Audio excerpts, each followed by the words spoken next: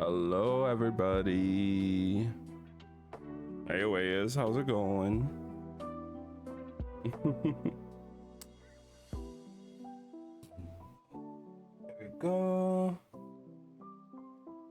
Hope you guys are having a nice little Sunday. Hello, hello. There we go. All right. You all good? I'm good. I'm good. Everything fine. How you doing?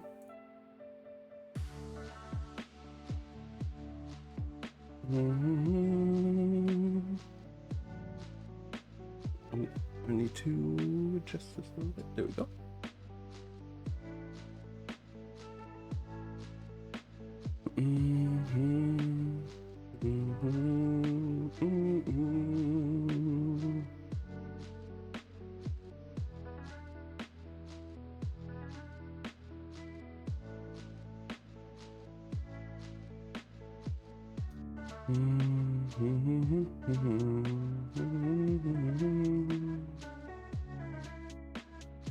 We're probably gonna, I don't know how much of the book we're gonna be doing. I don't feel this book as much. I'm gonna finish it because it's a bit of a shorter one and we're like kind of close, but it definitely didn't catch me as much as the other books that we've read so far. But we're gonna finish it nonetheless. And then I think we'll try to finish Celeste. Maybe some Genshin. Maybe we'll start with Spyro 2. I don't really know yet.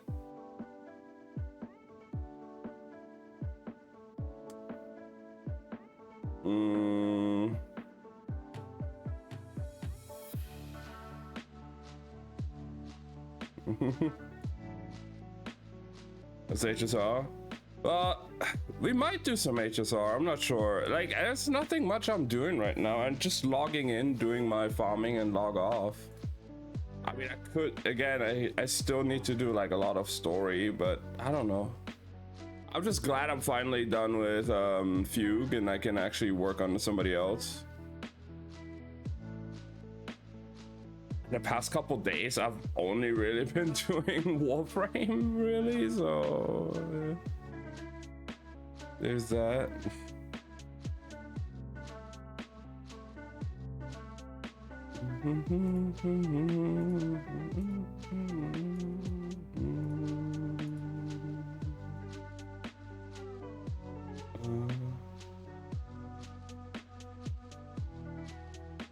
There is another game that's coming out very soon that I am very much looking forward to playing, and hopefully I can buy it on release. Hopefully it's not too expensive. The price, I don't think we have a price yet for it. Even though it's coming out like very soon.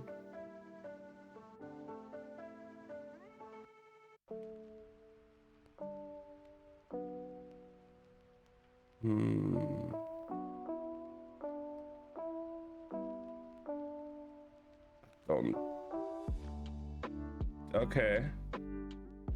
Price seems reasonable from what I've seen. Okay. Yeah, we'll see if I can get it, but fucking Gamescom just revealing a banger of a game that's supposed to come out like very soon already. Fucking Hollow Knight Silksong. Don't know how fucking long we've been waiting for this, but finally we're getting Hollow Knight Silksong. I freaking love Hollow Knight, and the trailer for Silksong looked insane, and I really want to play it when it comes out, which is in 10 days. No, wait. Yeah, 10 days. 10 or 11 days. Like, damn, it's coming up very, very soon. September 4th. So I'll see if I can get my hands on that game when it comes out. And we're gonna be playing that for a while. I don't think I've done Hollow Knight on stream actually, because I've played that a while ago. I'm not sure actually, but I did play Hollow Knight, and Hollow Knight was a fantastic game. So I'm very much looking forward to Silksong. The movement and the combat from the trailer looked insane, and yeah, I'm looking forward to it. From what it seems, it's probably going to be around like 25 to 30 bucks. So we'll see. I also need to get Little Nightmares 3 still, which comes out the month after, on October 10th. But yeah, we're definitely gonna be doing Silksong, hopefully, on release.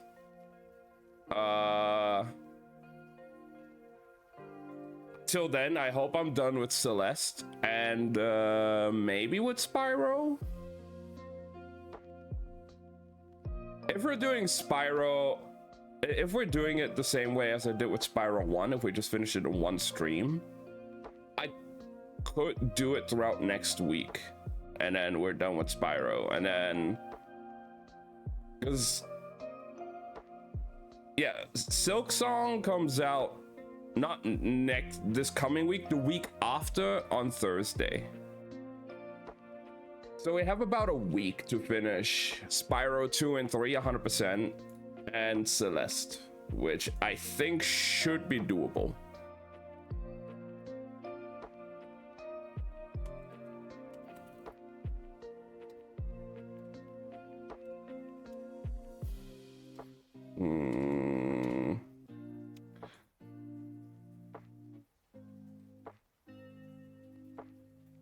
Oh, and then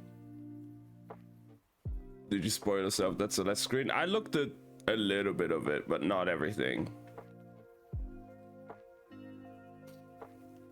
And then another thing that's gonna be coming out. Yes, Windows Defender. I don't care. Another thing that's coming out very, very soon after Little Nightmares 3 at the end of September is gonna be the new Monster Hunter Wilds update, which adds a big collaboration monster, which is gonna be very interesting. I have not played the game the monster is from, but they've done a collab monster with that franchise before in Monster Hunter World, and it was a crazy cool fight, so I'm looking forward to it. They have another collab with Final Fantasy 14, and they are going to be adding a chocobo skin for your little like pet that you ride, the cactuars running around in the desert, and as a monster, for anybody who played Final Fantasy 14, I don't know, I haven't, they add the Omega Planet as a monster, which is like a giant like ball robot looking thingy.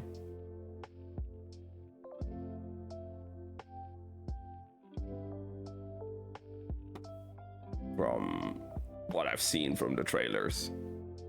So we're gonna get that. In World, we had the Behemoth fight, which was really, really cool. So a lot of people thought like, okay, we had Behemoth in World, maybe we get Bahamut in Wilds. But I guess we're getting the Omegas. Whatever their deal is, I have no idea. I have not played Final Fantasy 14, so I don't know, but yeah. Of course you had a bunny there, yeah. But yeah, so that's coming out at scheduled for late September, so probably like September 23rd or something. We're gonna be getting the Monster Hunter Final Fantasy collab. There's a lot of things coming. Like, I definitely have to play Silksong, Little Nightmares, the Final Fantasy Monster Hunter stuff. Overwatch's new season is gonna have a fucking Persona collab, so I might have to grab a skin or two from there.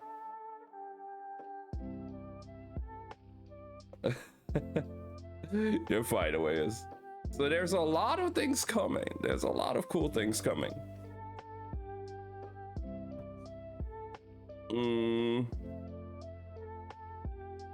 Warframe is probably gonna have a big update soon as well.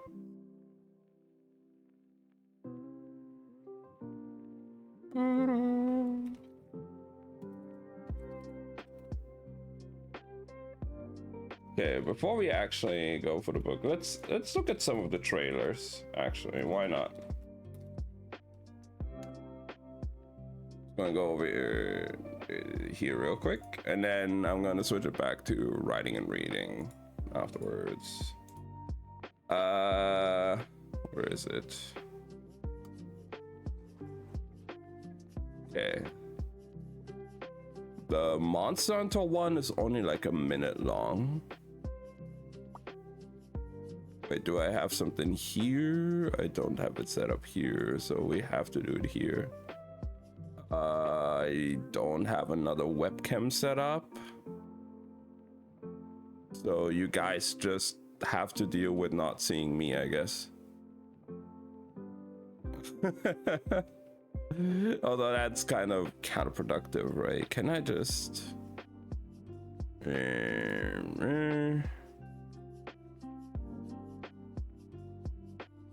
new source.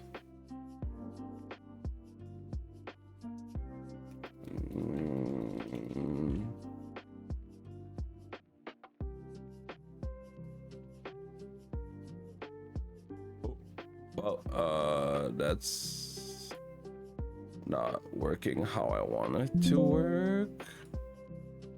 1 second. Oh, there we go. Boop. Boop. Just gonna put this here real quick.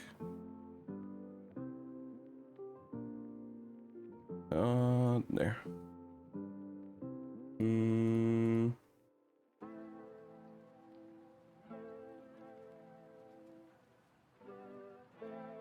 Unlock Level 9 in Genshin. Is it worth it? My meta teams are doing it easy. Meta goofy teams can struggle. It gives you more resources, and from the boss drops that you need for like character ascension, it guarantees you 3 drops with a chance of 4 instead of 2 with a chance of 3. So you can farm your characters a bit more efficient. Other than that, it doesn't do anything. It doesn't give you better rewards in domains. It doesn't like make anything. It just makes the game, the overworld a bit harder and gives you a few more resources and better boss drops.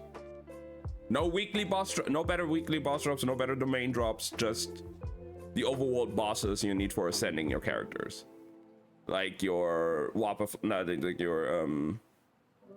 your cubes, your Papilla, Yunkasaur, Giant, all that stuff, like those big bosses.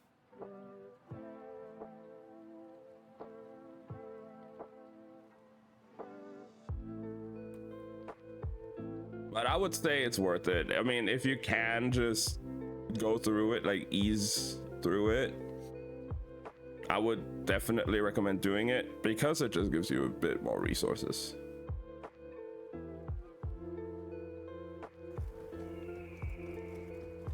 But yeah, oh, let me just pause this. And then we...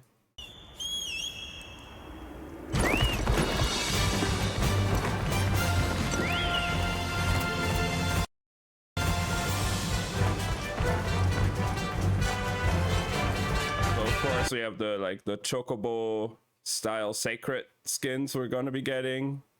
They look really cool. The Cactuars, they were also in World. They've added those in World as well. They were pretty OP actually. This Chocobo Mount Paint content, I'm not sure if they're gonna give us like a quest where you can earn it, or it's gonna be like most of the other cosmetics, like even for Alma and Gemma, you have to pay for.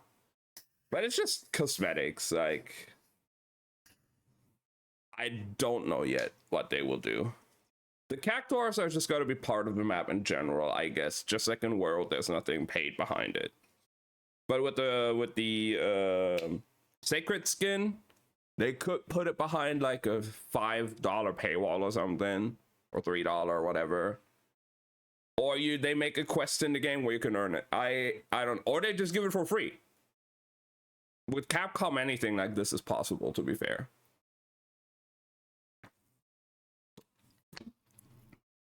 Keep in mind, the updates, like the full title updates and everything, the monsters they're adding and all, that's completely free. Unless it's like a big expansion, like Iceborne was for World or Sunbreak was for Rise, where they add like a whole new difficulty and like lots more new monsters, new mechanics. Those are like paid DLCs, which are like, because they're bigger expansions. But these title updates, where they just add like one monster, do some balance changes, all that kind of stuff, that's usually free. So the Cactuar, the Omega Planet or whatever, those are going to be free. We could just fight them.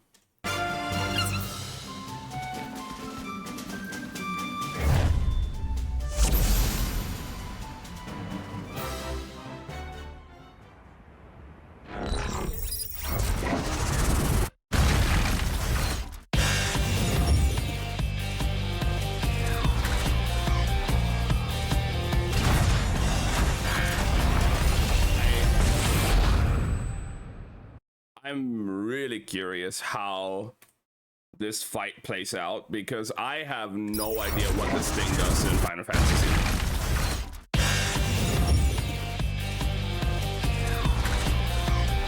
I have never seen this thing, so I have no idea what it does. But it looks cool, and I cannot wait to fight it. That's for sure. Probably gonna die to it a lot. I've been recently trying out some more weapons that I haven't really played before, and I'm getting my ass kicked. But it's fun. And the Behemoth collab was cool in World, so I would assume that this one will also just absolutely kick ass. My ass in particular. But I am very much looking forward to it. Only meta weapons are out. I don't really care, to be fair. Like, play what you want to play. I personally don't give a fuck what people run. There's probably going to be like a preferred setup that people would run that make it easy, but I don't give a fuck. Run what you want. As long as we can beat it, I don't give a fuck. I'm running some goofy shit sometimes. Like, I'm not gonna run like full on fully optimized builds as well. Every weapon is viable in Monster Hunter. All 14 weapon types can do their job. Some are faster than others, but every weapon can do its job. So like there's no like outlier, to be fair. I haven't tried every weapon type in Wilds yet. I've used to play all of them in World, and I played only like half of them in Rise. But I'm trying to dabble into all the weapon types again in Wilds. And yeah, I've been recently trying to get into Switch Axe, which is a bit different from what I'm used to in World. But it's been a lot of fun, and it's a really cool weapon. Otherwise, like my go-to weapon for anything is the bow. I have still like by a margin the most hunts I have on Monster Hunter Wilds are with bow, no doubt about it. But I've been trying to get into a few more weapons. I've done a bit of gunlance, long sword, dual blades, great sword. Now I'm doing switch axe, did a little bit of charge blade. I still need to try out insect glaive, sword and shield, the bow guns, lance. I've done hammer. Hammer is also really fun. So like I'm trying to get into all the weapons again because that was like the fun part for me, and like what my friends always say. Like I'm a like I can use almost everything. Like I'm pretty versatile. I'm a jack of all trades, master of none, you could say. Like I play everything. I'm not the best at anything, but I can play everything at a good enough level that I can comfortably beat everything in the games. Usually.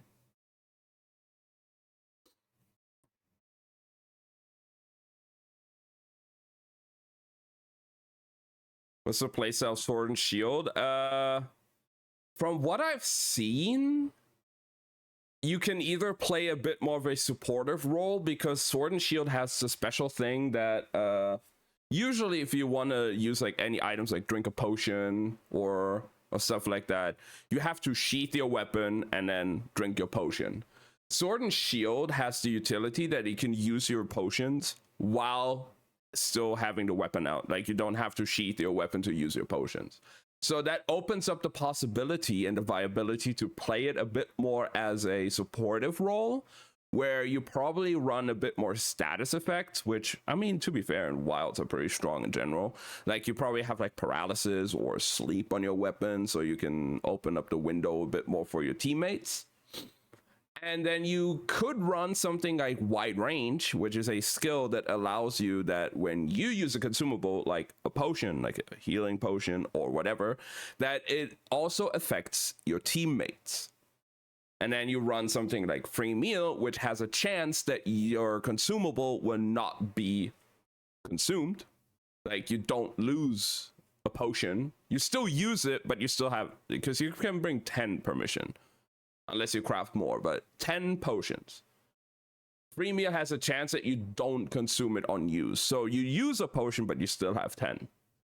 And then, so you could play a bit more of a supportive class. You can still do your sword and shield combos, your play style, like attack the monster, do your stuff. But if you see like your allies getting low health, you could just sit there and chug potions for them to heal them up without them having to interrupt their flow. So that is a really interesting playstyle you can do with Sword and Shield due to the fact that you can use potions while the weapon is still unsheathed. Or obviously you could just go full into its damage, and it has a very fast rushdown kind of playstyle similar to like dual blades, I would say. You can heal others with a specific skill. Like I said, there's a skill called wide range, which allows that any consumable that you use, any potion, also affects your teammates. So if you drink a healing potion, even if you're full health, the healing effect also applies to your allies as if they drank a healing potion. So you can combine that with a skill that makes you like drink the potion faster, not consume a potion on use with a chance, and you could just sit in the back and chug potions and heal your teammates while keeping them alive, and support your team through status effects that your weapons can apply, like paralysis, like sleep, opening a window for more damage. You can buff your teammates. You drink like demon drugs which buff your attack, that also applies to your allies. Everything that you use with wide range, all the potions that you drink, or like other buffs like the might seeds, all that stuff you can use to buff you, also applies to your allies with that specific skill. Obviously, the trade-off is specking into those skills to like buff your allies, so you lose out on a more damage focused build. But I would say it's a very worthy trade-off because you still have the possibility and the capability to do damage and help out your team in damage and opening windows with status effects, while also being able to have them kind of like turn brain off, hit monster unga bunga, because they are going to stay alive because you are healing them. If you want to really dabble into being a full-on supportive class, you could also run a Hunting Horn instead of Sword and Shield. Hunting Horn, you have to sheath your weapon, so it's not as quick. Like, you could just chug a potion whenever. You have to sheath your weapon and then chug the potion. But Hunting Horn applies buffs. It can play songs, and those songs apply buffs, like more attack, less stamina consumption, less sharpness consumption, resistance to knockdown, more elemental damage. You can like, or giving you like a heal over time a little bit, like a regen effect. You can play like a pretty big supportive class, while also still the Hunting Horn can dish out a lot of damage, and it's a blunt weapon, a heavy blunt weapon, so it can also knock monsters down with KOs like the hammer can do pretty frequently, which Sword and Shield actually can also do with its like little shield bashes. You can get like a few knockdowns maybe and like knockouts with the shield bashes and flying shield bashes and stuff. So you have a lot of possibility to play a bit more of a supportive role in Monster Hunter, while also not really not really just like staying in a corner and chugging potions and not doing anything else. You can still actively fight the monster and then see, oh, one of my teammates is low HP, let me just chug a potion to heal them. And I loved doing that as well in World. Like, I had a full build, a Paralysis Sword and Shield, with just full on like wide range, speed eating, free meal, all of that, all of those skills, recovery up. So I could just like stand there, swing my sword, paralyze the monster so it stands still and my teammates can hit, and I can buff them, I can heal them, I can give them more damage, I can give them more defense, I can do all of that while comfortably still hitting the monster. I won't be the one doing the most damage because I sacrifice damage for the utility, but I provide so much utility that the damage can come in more uninterrupted from my allies because they don't have to sheath the weapon, run away, heal, come back, and go back into the flow, because I'm going to be there to heal them and keep the flow going. And I kind of like that, and I might make a build like that again in Wilds, because I haven't dabbled into Sword and Shield at all yet. But I might do, and I love doing that. It's really fun. You have so many possibilities in Monster Hunter. You could even, if you really want to go for it, you could even run a bowgun that has like ammo that buffs allies. You shoot your allies with a demon ammo and give them an attack buff. I think there's recovery ammo, so you can heal them by shooting them as well. You can use sleep ammo to put the monster to sleep. You can use paralysis ammo to put to paralyze the monster. You can do all kinds of stuff. There's so much possibility, so much variation. And at the end of the day, as long as you can beat the monster in the time frame it gives you, which usually is 50 minutes, maybe 30 minutes sometimes, as long as you can beat the monster in that time frame, that's fine. You don't have to go for speed run, meta world record runs, builds or something. If you can comfortably sit there and beat the monster and progress and farm what you want to farm, fuck yeah, that's great.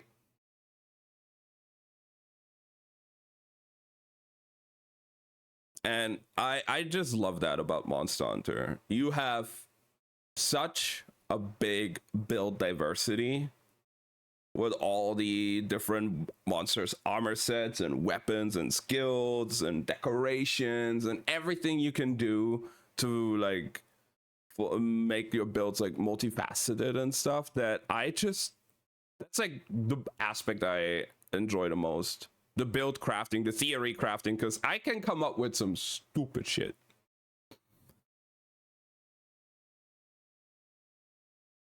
And of course, I do also have some more damage focused builds that are definitely like just there to rush down the monster and beat it as fast as I can. But that's not my only playstyle. I play how I want to play, and if it happens to be the way a lot of people play it, that just happens to be the way. But I just really enjoy that aspect of Monster Hunter. You could literally sit at the foundry and just like look at the skills and make like consider like, okay, I'm gonna use this headpiece because of this skills, then I use this chest piece with these skills. But if I also combine like 2 or 3 pieces from the same monster, the set bonus could give me this. And you can like do so much with that. There's so much possibility and variation and just ways to express yourself in your playstyle that is just so insane. And with every game, you have certain skills that return, like your basic, like, oh, you have more crit rate, oh, you have more damage, you have more defense, and stuff like that. But every game has new mechanics to it, and the new aspects, new skills that kind of change up how you can play the game and what you can do. The weapons, like core moves, usually stay similar, but they always add new special moves or ways to use those special moves that were in previous games, and open up to so many new ways of playing the weapons. To be fair, the last 3 games that I've played, at least, I think 4 or 5 games now, they haven't introduced a new weapon type. We've had 14 different weapon types since I think 4 or 3.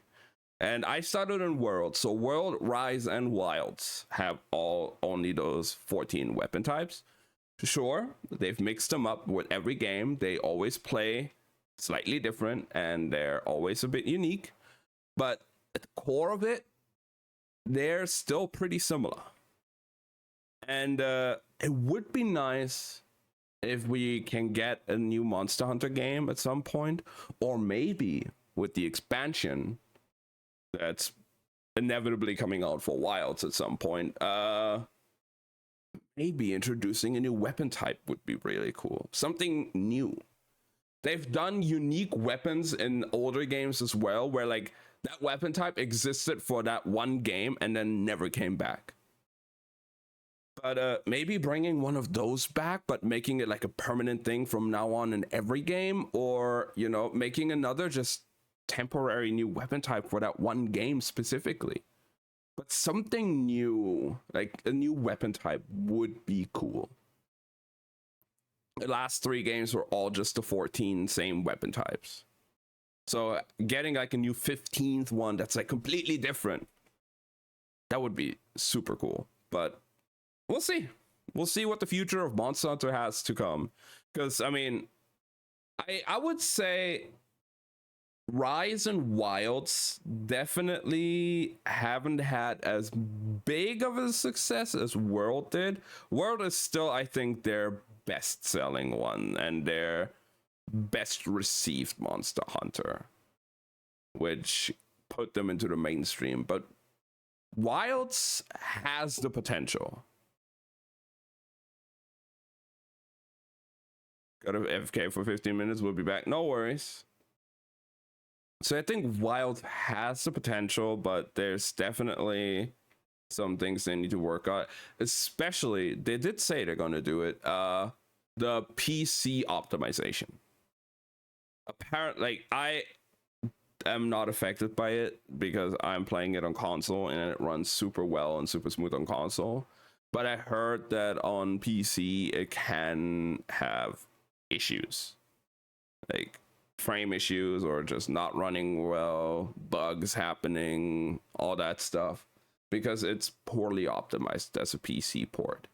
They did say now they're actively trying to work on it and fix those things, but it's been like a few months now, and it's only gotten worse over time from what I've heard. So that's very much holding them back. Like on console, the game is going well. The game is fine. It's running well. It's doing super good, in my opinion. Like it's a lot of fun. The community is still active, but PC can definitely, like, I get why the PC Monster players are not as happy about how the game is going right now due to the optimization issues. But I mean, hey, if they can fix that and make the game the best they can make it, I'm sure it's gonna be great, especially once the expansion comes out and we're getting like a whole new avenue of new monsters, new areas, maybe new mechanics. And I'm always looking forward to the bigger updates and like the title updates, because it always brings a bit of like fresh air into the franchise and some new stuff to do, and it's great. Oh, I did just see they have a new trailer. Oops. They have a new trailer for Resident Evil 9. I haven't seen this one yet, actually. I haven't seen the RE9 trailer, so let me just take a look here.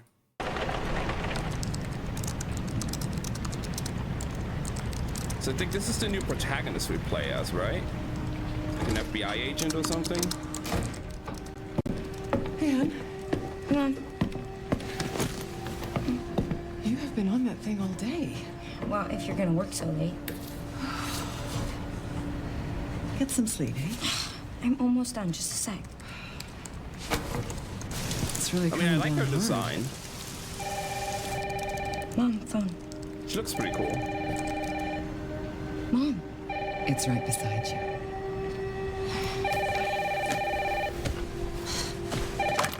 Hello? Miss Ashcroft? Yes. What? Who was it? Dunno. They asked for Miss Ashcroft and then they hung up on me. Rude. What the? They're coming. They're Grace, we need to go. Go where? Mom, what's going on? Hurry. Wait, who's coming? What's wrong? We need to keep our voices down. This is ridiculous. Come on.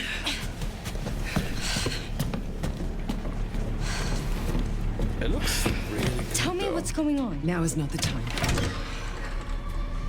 This is still the RE engine? It's crazy. But I could definitely tell though. Okay. Follow mom. Oh, it just goes into gameplay. Mom, Oh, wait. that's cool. Grace, keep moving. Oh, that's really cool. I like that. Just straight goes into the gameplay like that. Oh, who's that? Oh, I'm so sorry about the power outage. What happened? It's really no excuse, and I apologize for the inconvenience. Oh, no, it's fine. Don't worry. I should have it fixed soon. I just need to find my...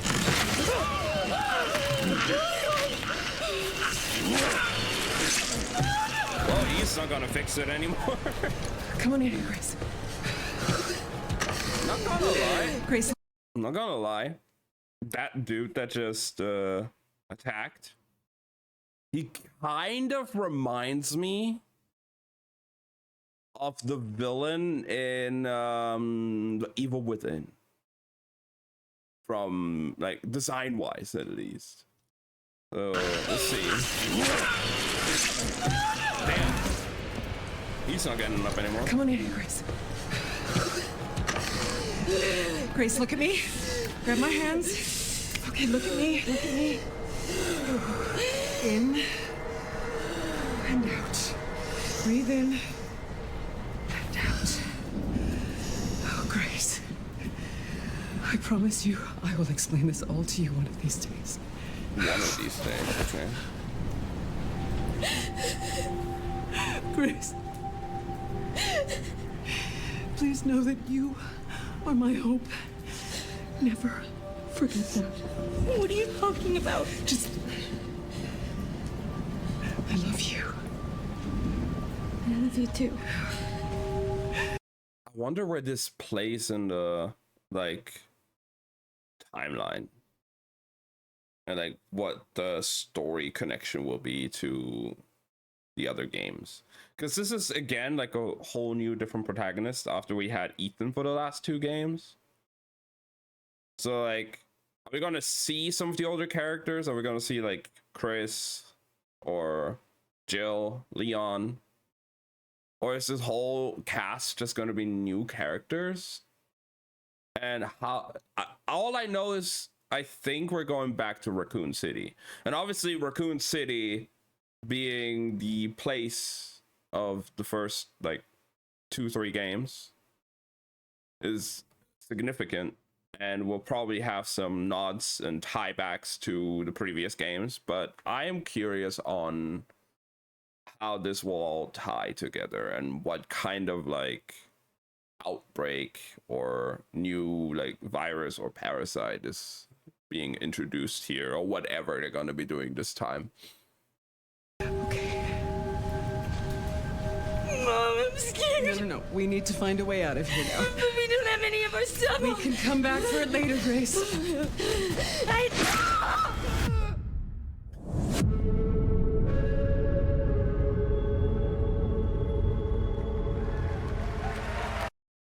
February 27th. Ooh. Hi, Enzo. How's it going? I was just watching a bit of the trailers that they've shown, you know, from the Gamescom stuff and talking about it. Because, like, I'm very much looking forward to this as well. Resident Evil Requiem, so Resident Evil 9 is going to be interesting. How are you doing, though, Enzo? We haven't started with the book yet. We've just been yapping a little bit, but we're gonna be starting soon. Did you watch the Overwatch ones? I've seen them already. Yeah, I've seen some of that. Oh, right. I haven't seen this one either. Sekiro is getting an anime.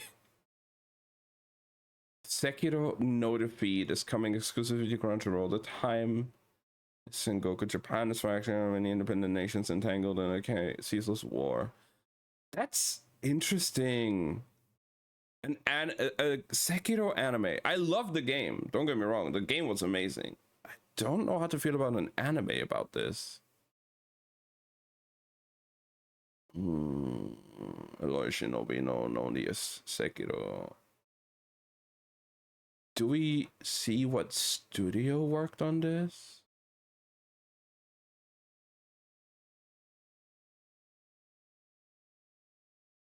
We'll see.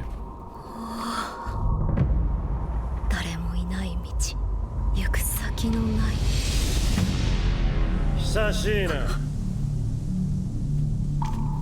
Is this basically just the game story as an anime format? Because that's like the opening of the game. You get your blade from Kuro, you go to this field, you fight Genichiro, you get your arm cut off. That's how the game starts.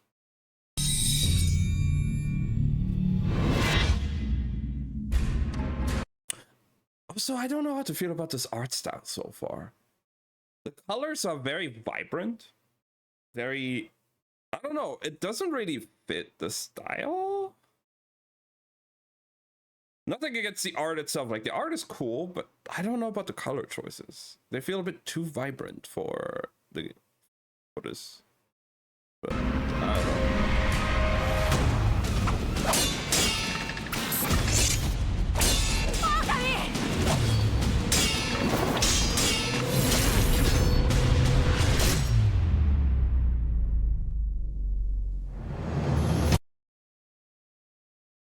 Hmm.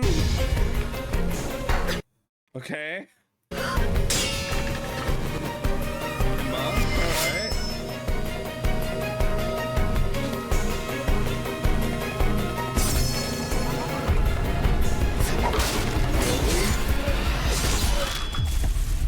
So it is just basically the game as an anime. All right. So it seems like it's not gonna do anything really new. Maybe there's gonna be some new lore drops and maybe some new scenes and stuff. But it seems like it just follows the game. Huh. So far. Sekiro No Defeat coming exclusively to Crunchyroll.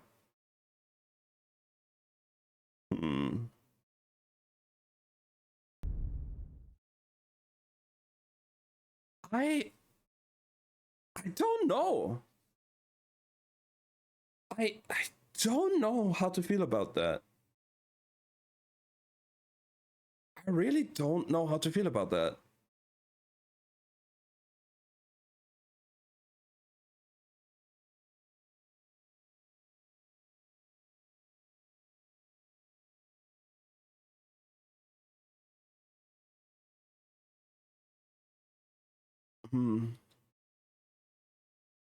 I should Overwatch to do more cinematics. Yeah, that would be nice. Overwatch cinematics are always so much fun. Hell yeah. But I don't know how to feel about this. This like fighting animation between Genichiro and Sekiro here at the beginning seems unpolished.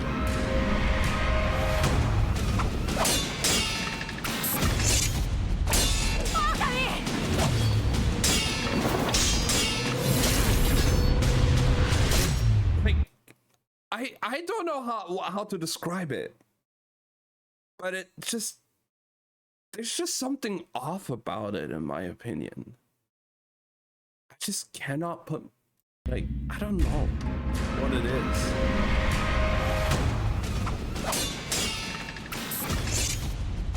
Like that whole sequence.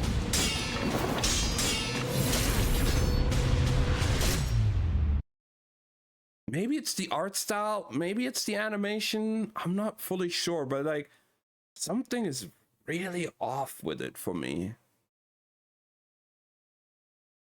I really don't know how to feel about that. That's all I can say, right? I was like, I don't know how to feel about that. It looks off.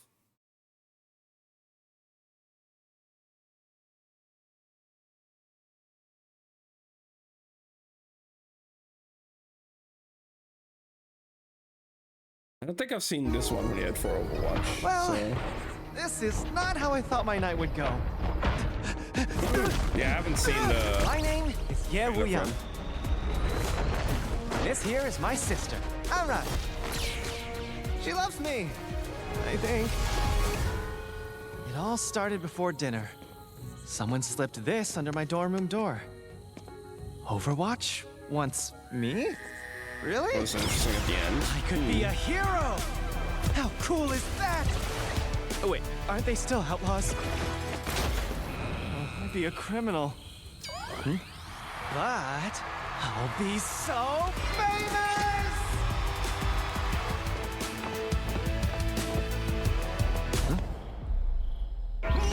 What about Mom and Dad? They'll disown me! It's really cool how like it's a different style obviously than their bigger like cinematics like the Kiriko one or the older one like the Hanzo and Genji one in Overwatch 1 or the Tracer one and the Winston and all that. It's more anime style, but it's like a blend of 2D and 3D, but it works super well. Like they blend that so well together actually. It's really good. Oh no. What will Anran say?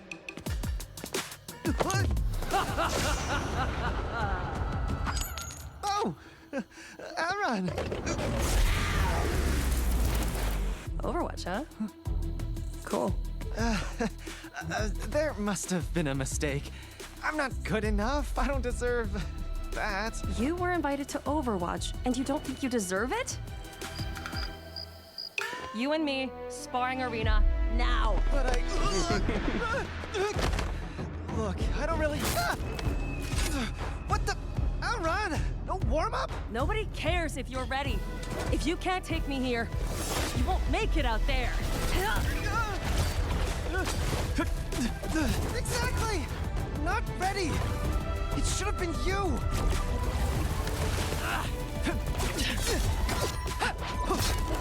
You're right. I've been carrying you for too long. What? I made things too easy for you. Seriously? I work harder than everyone! Yup. Sure you do. Hey! I'm just trying to prove I can be as good as you! So prove it!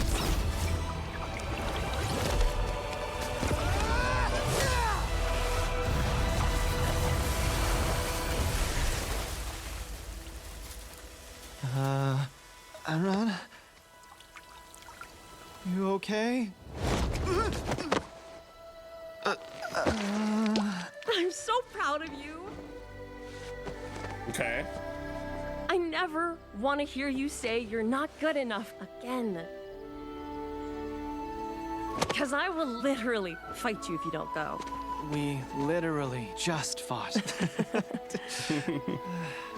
I'm gonna miss you, though. Well, maybe not. What? They invited you too? Put me through that! You kidding me? You could have You burned should hear- me! yeah, You know, maybe. a dangerous Who fight! knows? Stop laughing. That would be cool. Maybe the next one after we're young could be his sister then. Nice. Anything else? Oh, it's just like his thingy here, just in the game, right? Just chilling. That's pretty cool. I'm looking forward to. Guessing she'll be DPS, possibly. Fire, obviously, like usually associated a lot with like damage and all that. So who knows? But yeah, really cool. I am very interested as well to see what skins we're going to be getting with the Persona collab. I mean, I like Persona. I played Persona. Played Persona 5. I know the characters. It would be cool to see what kind of thing and water is supposed to be healed. So yeah, we'll see. So the Wolfram market account, I've already made 200 plat. Fuck yeah, let's go, Ben.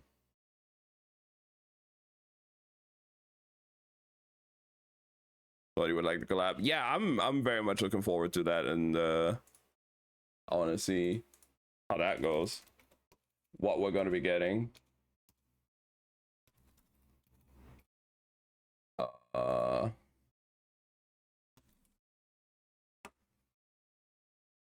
I still logged in here? I am. Okay.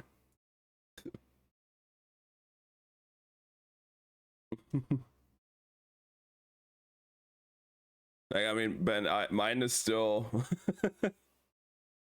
I have a lot of things on offer here right now.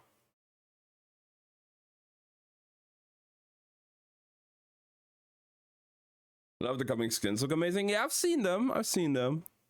They're pretty cool, yeah. Very much. The new season's gonna be interesting. Damn.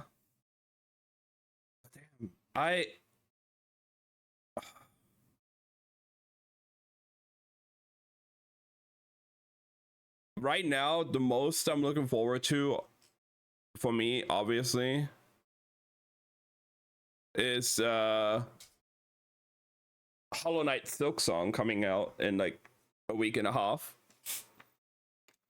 We have a bunch of things we need to do before we get into Silksong.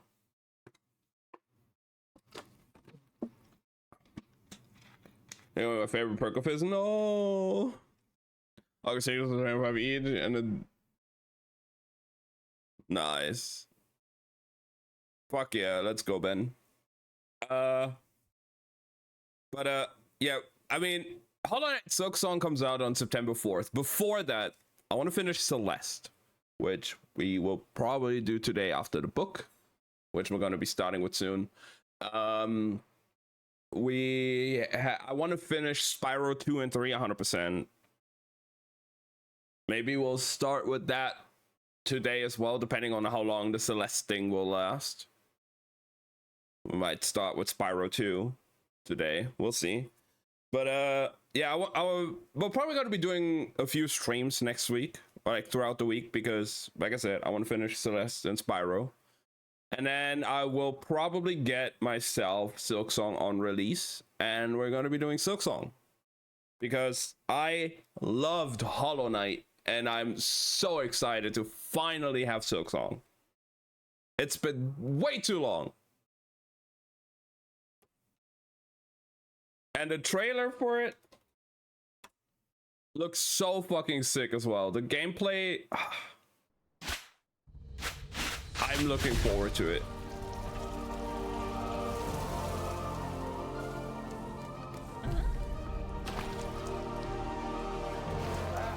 It looks so good.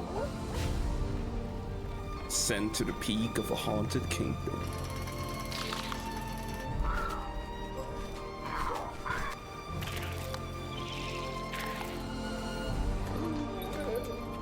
Hi, Flower Bee. How's it going? Welcome in.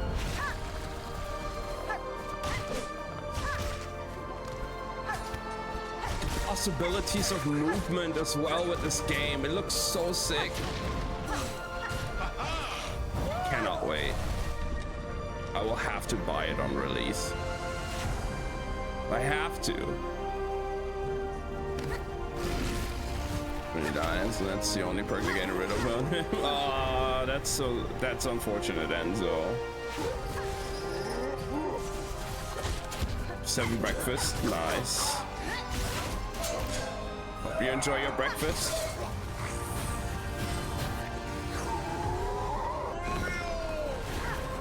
God, the boss fights look so sick as well. It's like, oh. Movement looks insane. The combat looks cool. The bosses look really cool. I cannot wait for this to finally drop.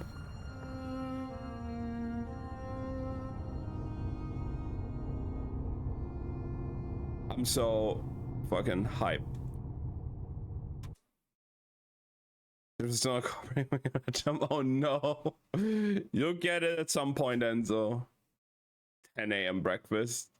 Hey, I mean, I've had breakfast at other times before.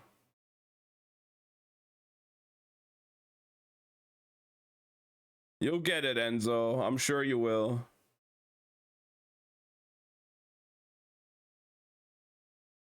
But yeah, like right now, you can only wishlist the game. It doesn't have a price tag or anything yet.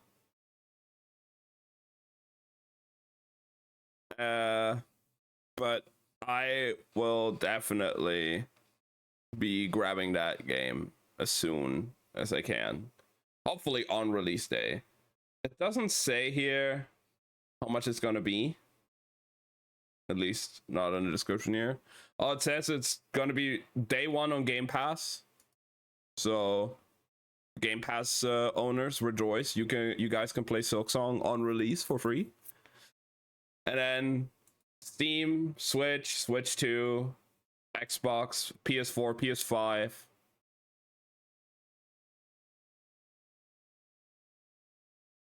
Coming out this year, we need to play. Ooh, what was it? What's its name, Ben? But before we do that though, Ben, we gotta finish off We Were Here, and we need to get Split Fiction. Before we do anything else, Split Fiction and We Were Here. We got to finish that one puzzle. I know it's an annoying puzzle, and I am kind of procrastinating of doing that too, but we have to do it eventually. We've beaten all the other games with the platinum. We have to finish that last one with the platinum as well. Like, no doubt about it. And then obviously Split Fiction is just gonna... I'm still waiting for somebody to do Split Fiction. We definitely need to grab that game at some point. Maybe I'll even buy it. I don't know. Mound Omen of Cthulhu. Okay. Let's see.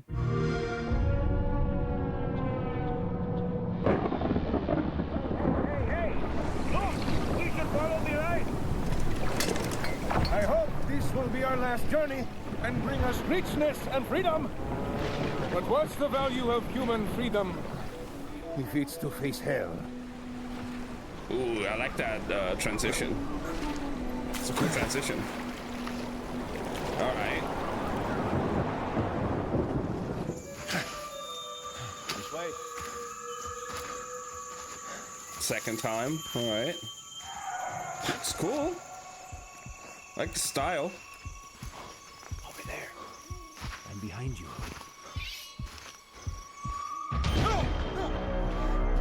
Oh, well then. That's a great meeting. Great greeting. What the fuck?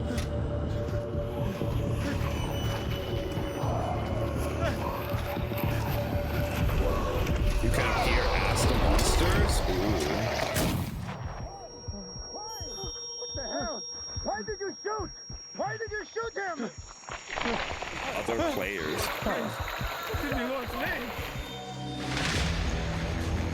There's another one. Yeah, I got this. Where are you? Coming. It's here. Whoa, what is this thing? Oh, no, no, no, no. I scared me. I'm sure they're about to. Yeah, I'm sure. Okay. Hell? Yeah, crazy. I'm coming to help. I need backup too. Guys, I'm lost. Where are you? Oh, not again. You can't hear it. What did you do with the Ah, sorry.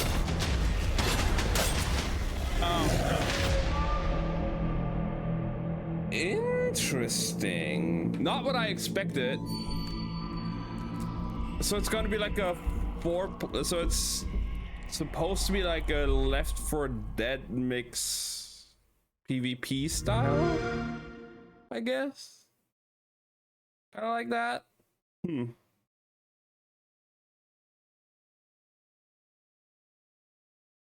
Co-op jungle survival horror game.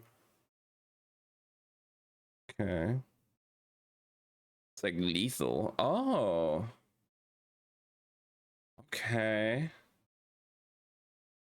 It looks interesting, that's for sure.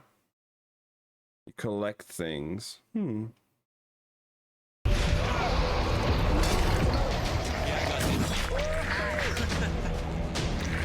Oh, it's just the same thing, right? This way. Yeah. Kind of. Okay. That looks pretty interesting. We'll have to see more when it comes out, I guess. But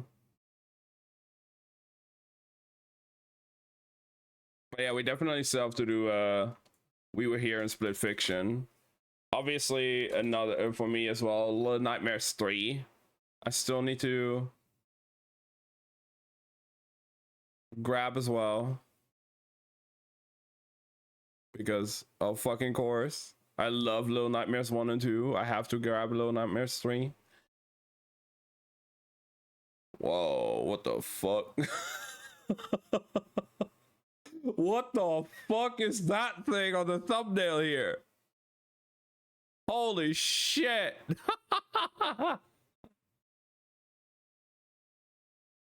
That looks insane. I'm so ready for it though. Definitely need the platinum last one. You seen the RE9 trailers? We watched the newest one earlier as well. Yeah, I'm looking forward to that too. I did say the that villain where when he like put the plastic bag over the guy and then like killed him. He kind of looked like the one from Evil Within a little bit, in my opinion. So I'm curious what kind of like infestation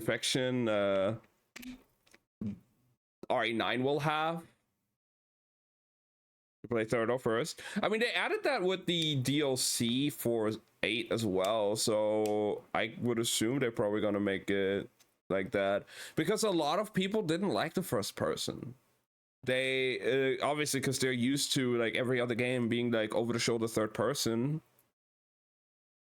It's nice having the option, that's for sure.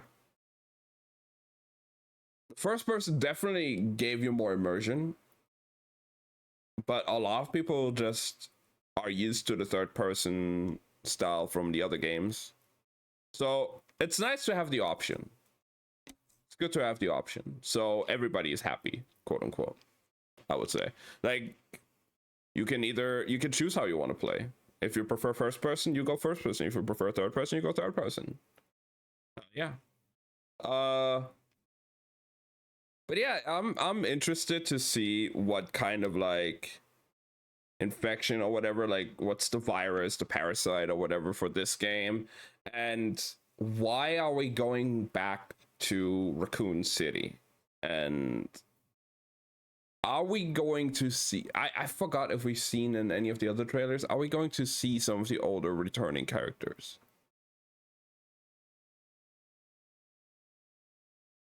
It would be fun. Yeah, it would be. Absolutely.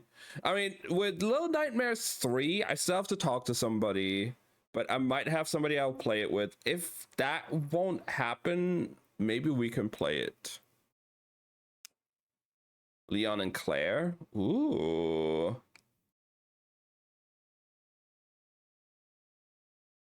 Claire, I think the last time we seen her was in Code Veronica.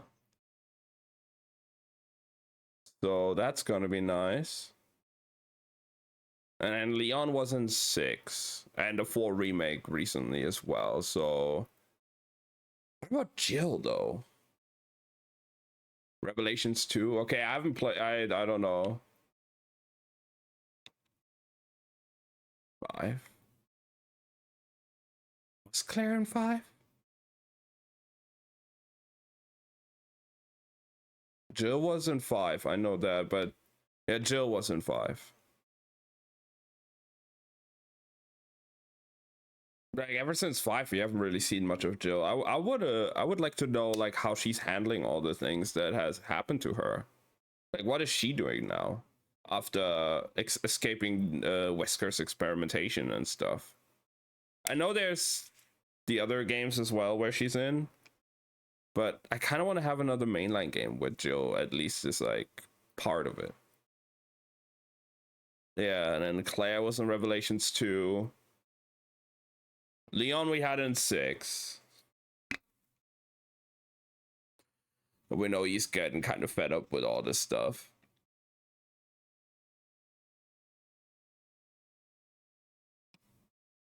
I would have, maybe it would have been cool even to see like maybe Mia becoming more of a playable role as well, or a more major role.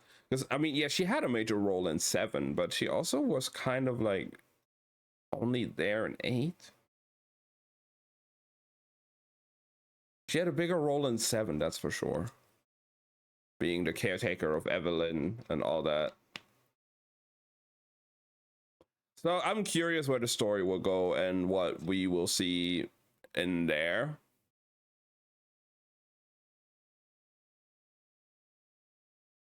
Jake would be interesting to bring back. Yeah. Or what was her name? The one you played with Leon in 6? Helena? Yeah, right, Helena. Elena.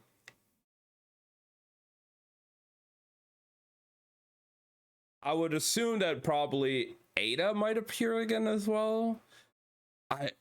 We haven't seen Ada much in 7 and 8 as well. Like, I'm sure she's still doing shit. She's still on her own stuff.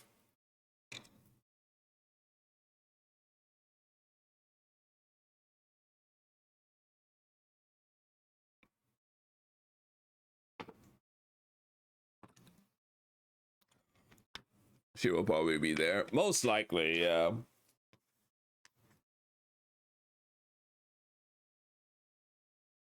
We'll see. But yeah, we'll definitely have to finish We Were Here, get the platinum on that, and then we gotta do Split Fiction.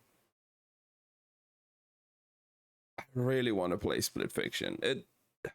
Man, I love the other two games we played from them, so we have to do Split Fiction. But yeah, next week, or like the coming week now, is probably gonna be a few streams, because like I said, we have to finish Celeste, and I want to finish Spyro 2 and 3 before Silksong, and then we can focus Silksong until Silksong is done.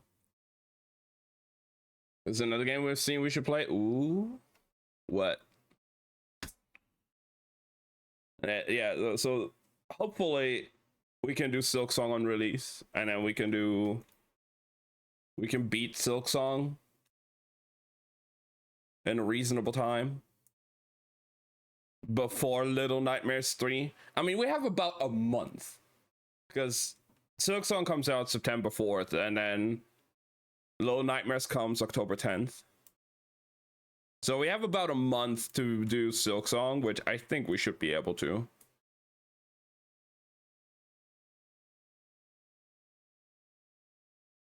It also depends on if I can get in contact with the person again that I want to play Little Nightmares with, and when we can set that up.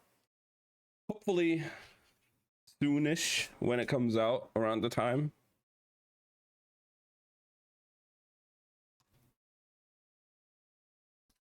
Very much looking forward to these games. I haven't looked at the demo, but I don't want to get like gameplay like spoilers like that, so I'm not going to be watching that.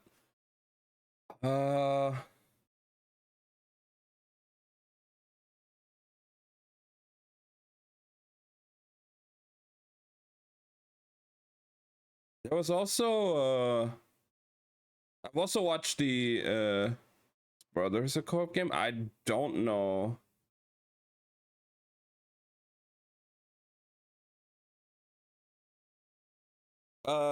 There was also we also just watched the trailer for the Sekiro anime, and I don't know how to feel about that one, to be fair. The Sekiro anime trailer looks interesting,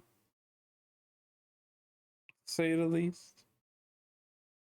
Oh yeah, I heard about that First Descendant Nier Automata collab, but I ain't playing First Descendant anymore, so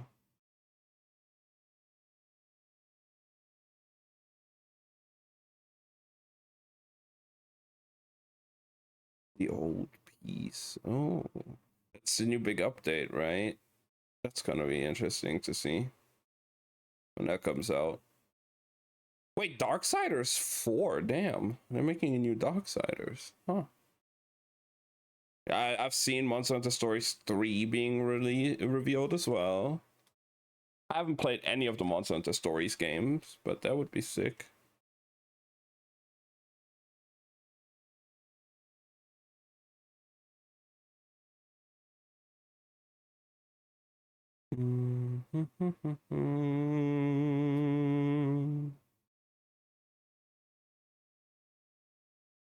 I'm definitely looking forward though to Silksong, Little Nightmares, the Monster Hunter update, the Warframe stuff, Resident Evil.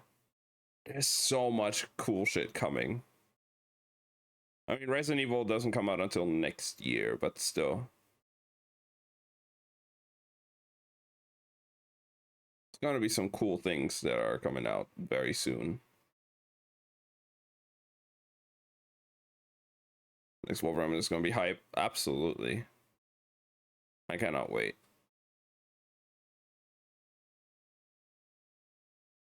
Onimusha, Way of the Sword. Oh, that looks cool. What the fuck?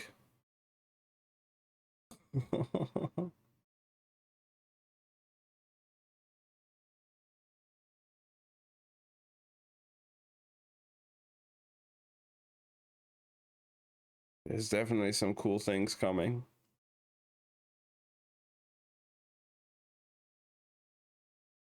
Like, sure, we could watch the whole 3-hour live stream, but we're supposed to be reading today. So we're gonna be reading soon. And then we're probably gonna be doing Celeste.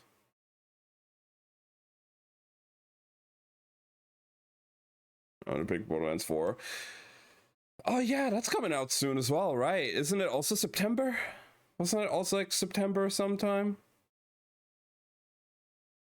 I don't know how to feel about that yet as well.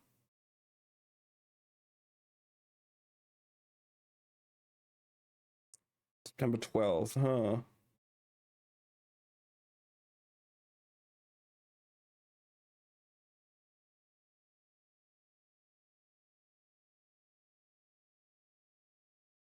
Hmm. Yeah, I don't know.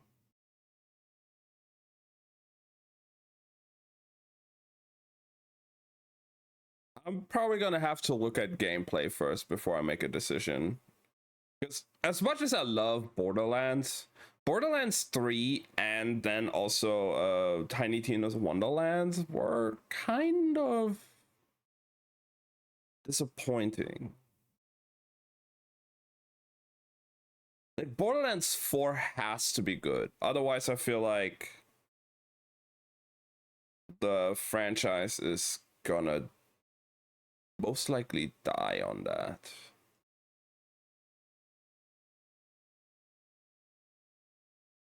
It has to do well, that is for sure.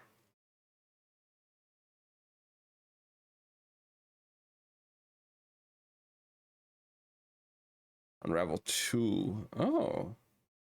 I haven't even played the first Unravel.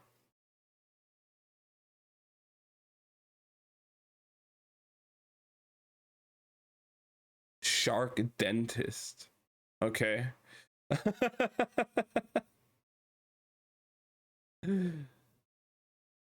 Interesting. Movie kind of ruined the hype. Yeah, the movie was also not good. Like, they're not on a good track record right now when it comes to Borderlands franchise. Borderlands 3 was good in its gameplay, kind of bad in its story. Wonderlands was just very meh. I had fun with it on stream because, I mean, we had the whole fish meme starting from it. Like, the stream made it fun. The game itself was kind of meh.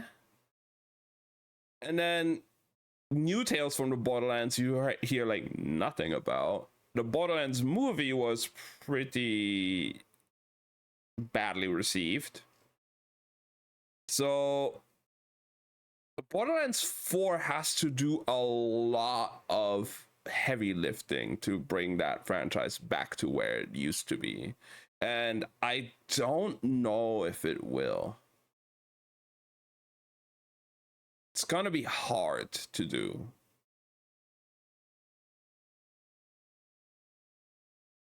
So I'm very much hesitant when it comes to our BL4.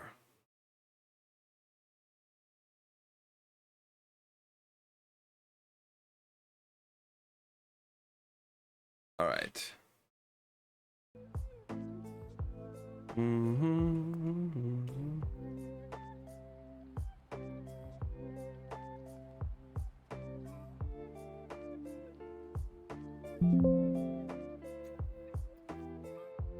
There we go. Yeah, BL4 is really gonna be like, we'll see. I'm not gonna be playing it on release, that's for sure.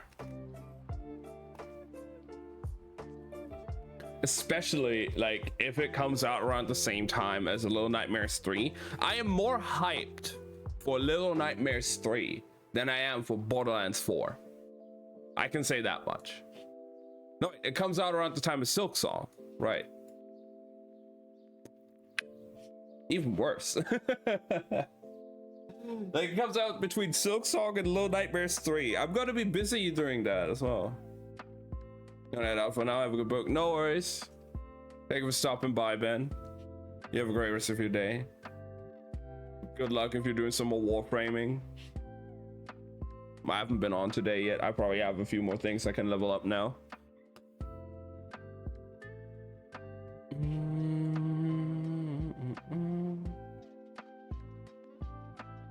But all right, I'll be right back real quick. It was one of my favorite games. Little Nightmares 1 was so good. Little Nightmares 2 was really nice as well. So I have high hopes for 3, especially because 3 is co-op. That's gonna be so fun. Like being able to play with somebody else. That's gonna be so nice. I'm very much looking forward to that. But yeah, I'll be right back real quick, guys, and then we're gonna be starting with the book for today. Which reminds me.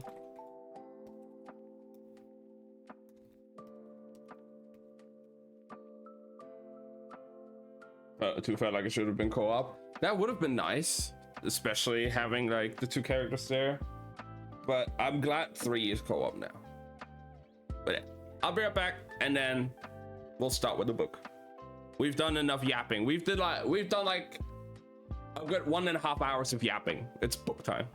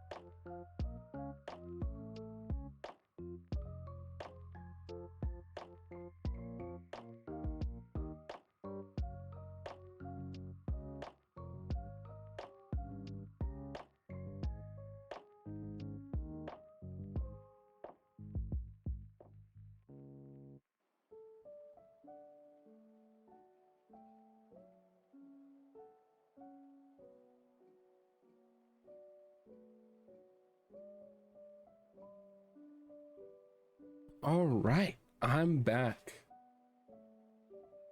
Took a bit longer than I thought, but here we are. Well, guys, it is time.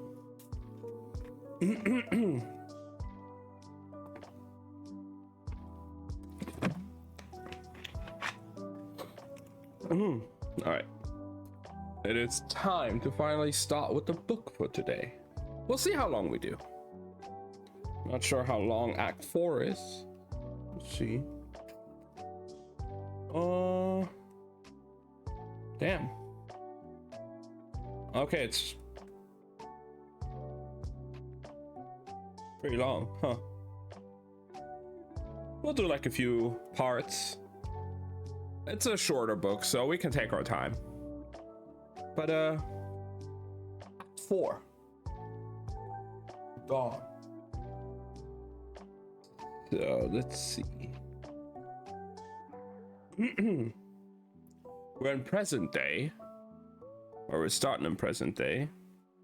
The title is Father, Son, and Holy Spirit. The quote is, "It isn't fair and it isn't right. Aren't we people too? All families are family. The collector made us all, each for our purposes, even if we no longer follow those purposes so strictly. We are no more or less deserving of compassion or the right to free lives than the book eaters are. Why should we live under lock and key? Weston must agree to set us free, give us the secrets of redemption, allow us to emancipate the other dragons, the least of what we deserve. And if he does not agree, then I will do what I must, whatever it takes." By Killock Ravenscar, his private journal. Right. The Ravenscar siblings stood in the gray winter light of the first library, with Mani quietly occupying the far corner, all three of them listening in perfect silence. Devon sat hands tucked between her knees, gazing out through the windows. Turquoise garden maze filled with a window view, dark and overgrown. Even in bright winter sunlight, it looked the way her life felt, tangled, full of dead ends. Into the breathy stillness, Killock said, "And afterward, how did you escape the premises?" "After Kai ate his father's mind, I found Matley's keys, cleaned out his private safe, and got the hell out." Her gaze wandered, drinking in the room. Shadows played over rows of vintage books and oaken shelves. Darkness soothed the eyes. Thick carpets cushioned bare feet. The scent of softly aging paper and warm wood encompassed them. She had missed this kind of house, she thought, and felt chagrined. Years of wanting to get away from the families and their manners, yet here she was, traveling in that environment. Once a princess, always a princess. The Easterbrooks didn't give chase. Mani pulled out a notepad and began scribbling.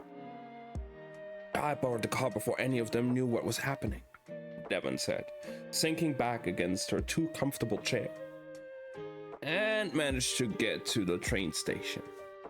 We caught a train at random, ended up in the south. Took the Knights a while to start tracking us down."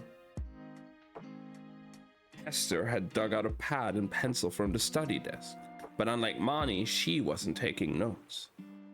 Devon, glancing across at the expanse of pale paper, was startled to realize the other woman was sketching something. Trees and foliage, a hint of hedges. Her view from the window. Interesting. Killock coiled and uncoiled his tongue like a serpent. But consuming a book eater mind is not the same as consuming a human one, due to the vast quantity of information that book eaters can retain.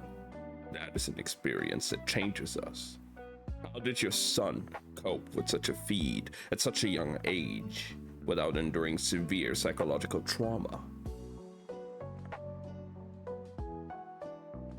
He didn't cope.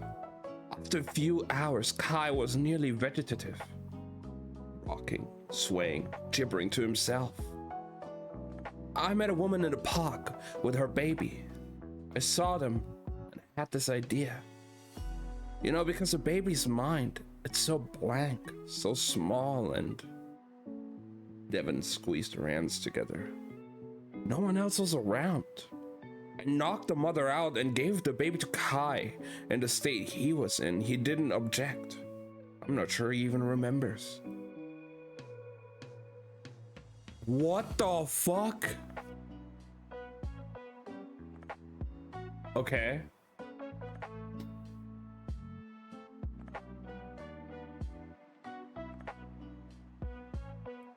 And this, even this horror, wasn't the full truth. But she couldn't give anyone else the truth. Not yet. Hester's voice floated the words, soft and quiet. What happened to the baby?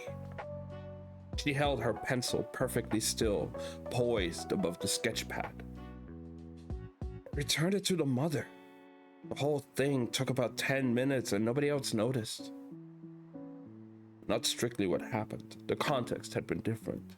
But the basic fact was she destroyed that infant before giving it back.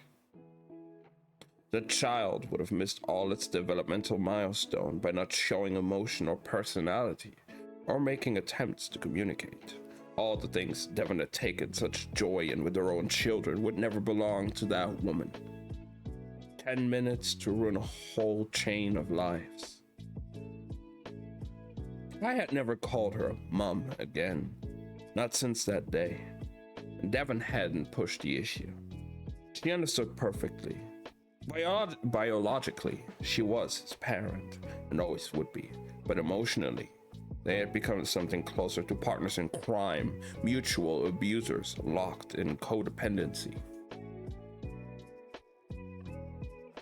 Either way, mother felt like a title she no longer deserved to hear from anyone. This was our doing, these events. We were the catalysts, Hester said finally. Her decision to leave must have shuttered the nights, triggered the killings of any living dragon. I am not responsible for the actions of others, Killock said frostily, running a thumb along the line of his jaw. I'm not really sure what you've had me do, Hess. Given the other families the secret of making redemption,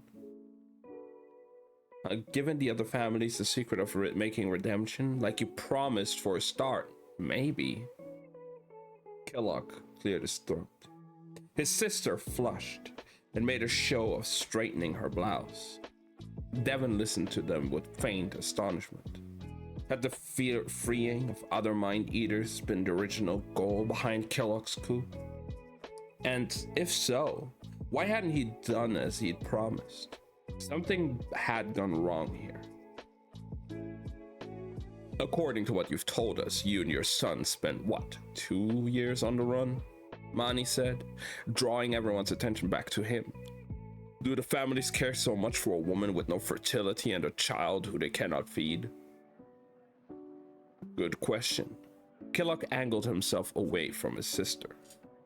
The families care nothing for me, and the knights at present are mostly defunct.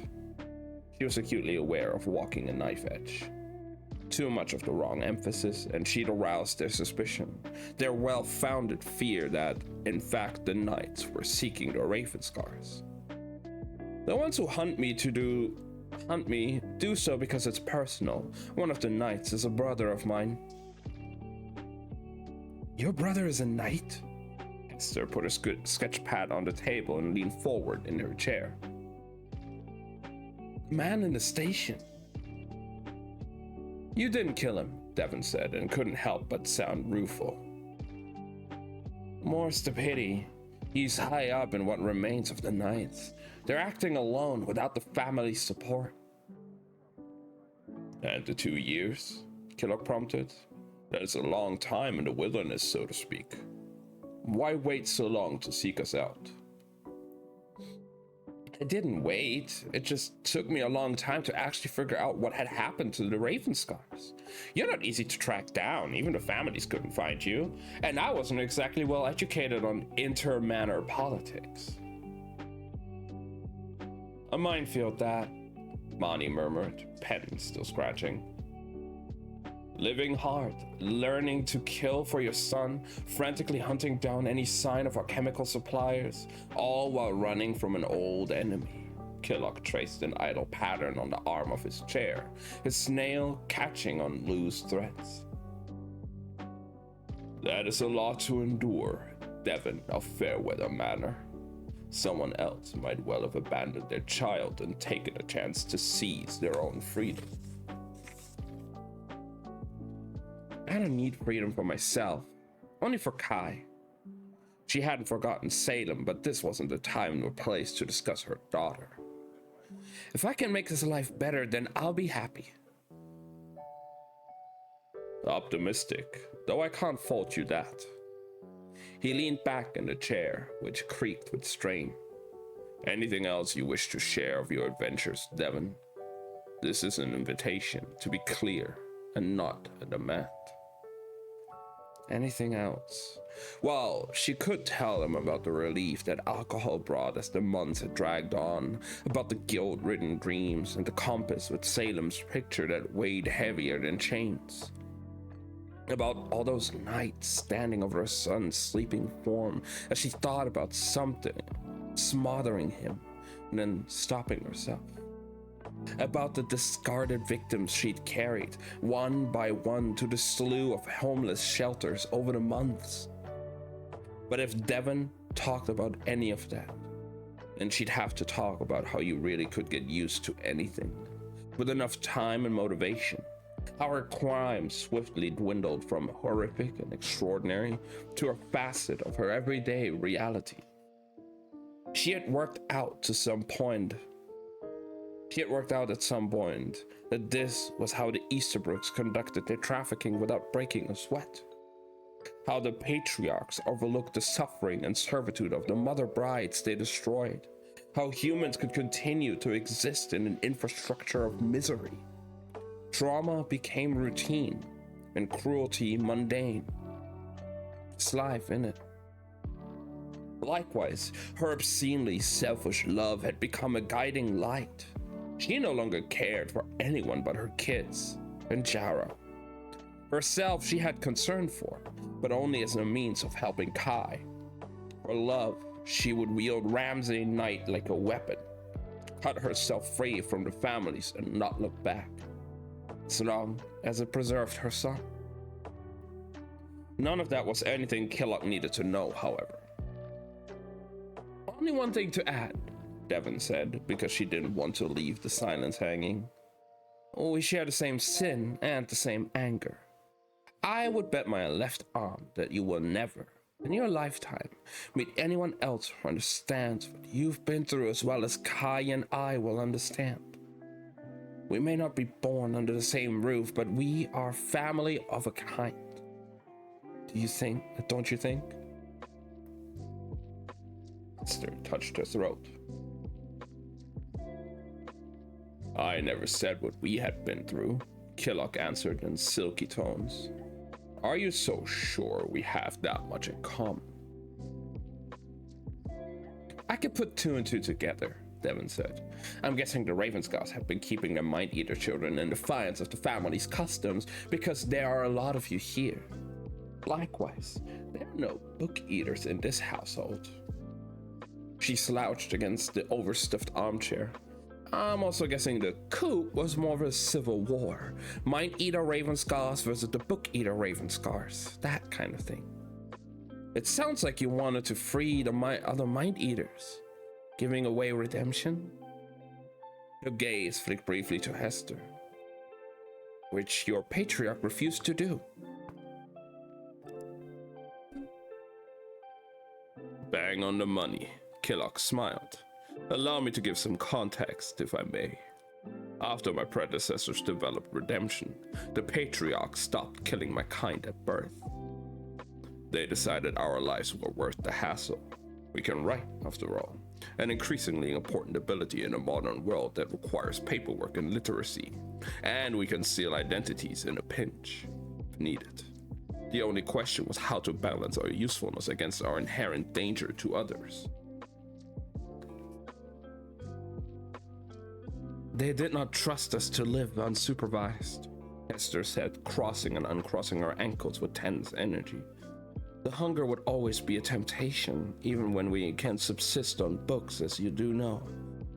As you do now. Hundreds of years of fear isn't easily overturned, I suppose. The knights already existed to arrange and chaperone marriages, so the patriarchs added the keeping of dragons to their duties. The patriarchs feared our power, Killock interjected, and they feared each other misusing our power. The knights, because they are not a family in the usual sense, were the only ones allowed to raise us.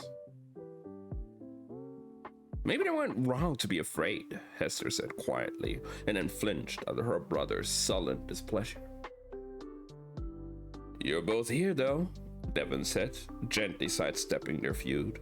So somewhere along the way, the Ravenscast must have ignored these orders and stopped sending children to the knights.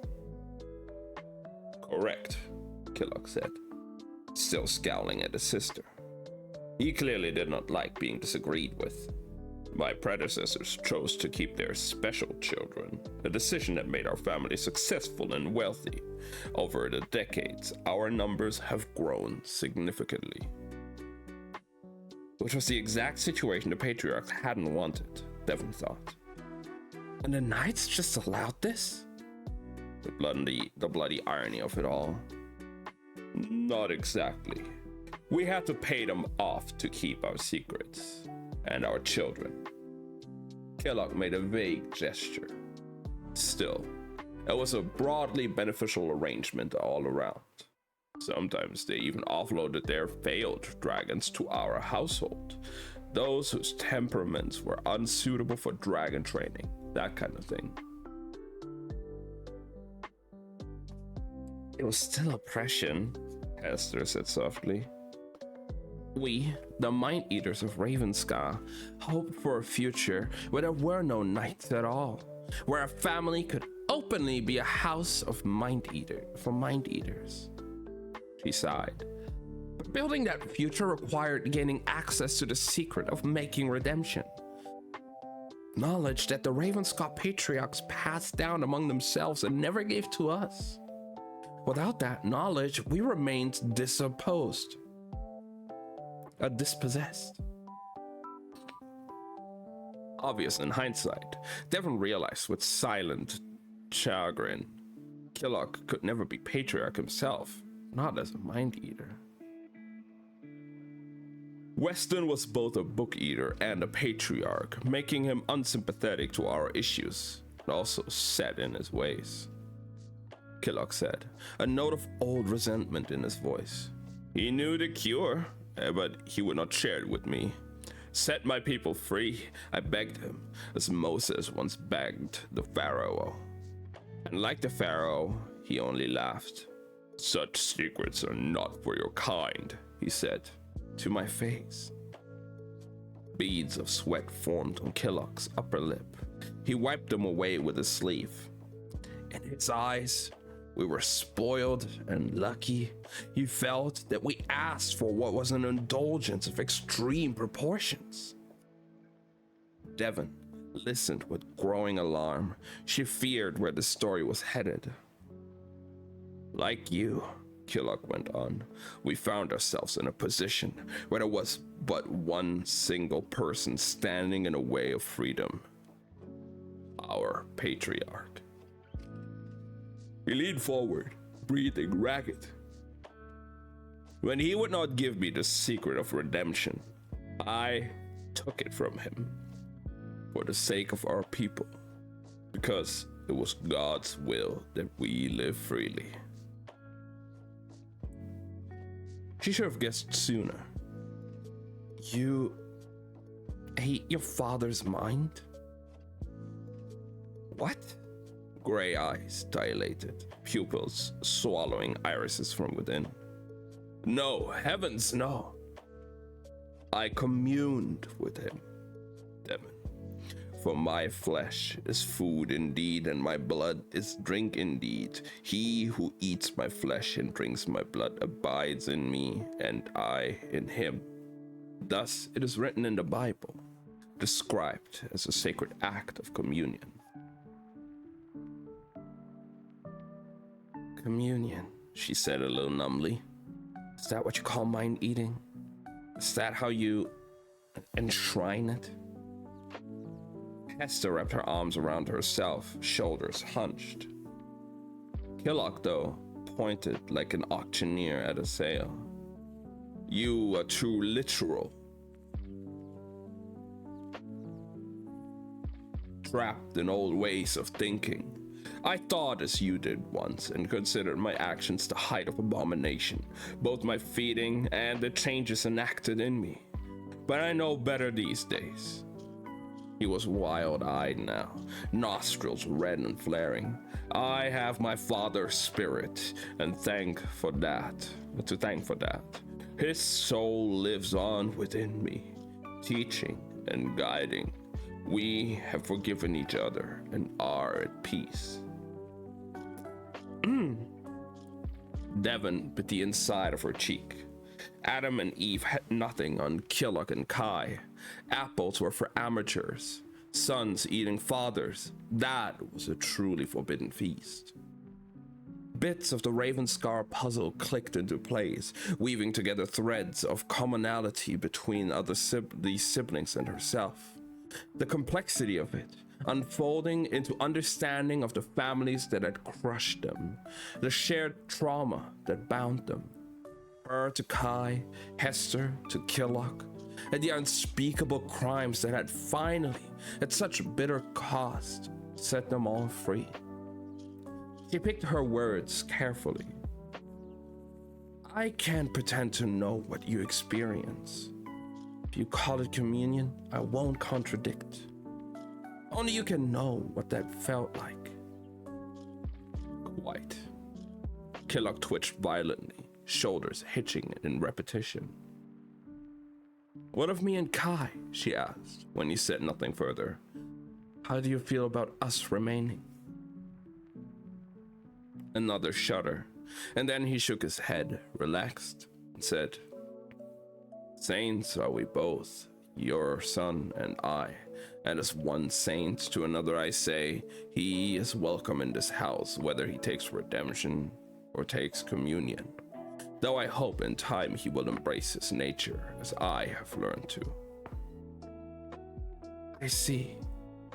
Devon shifted in her seat. Take communion and embrace his nature? Like fuck, no. Like fuck, not if she could help it. If he ever leaves? What if he grows to adulthood and wants to choose another path entirely? Killock folded into a seat in the nearest library chair, fingers white with the tension of holding himself still.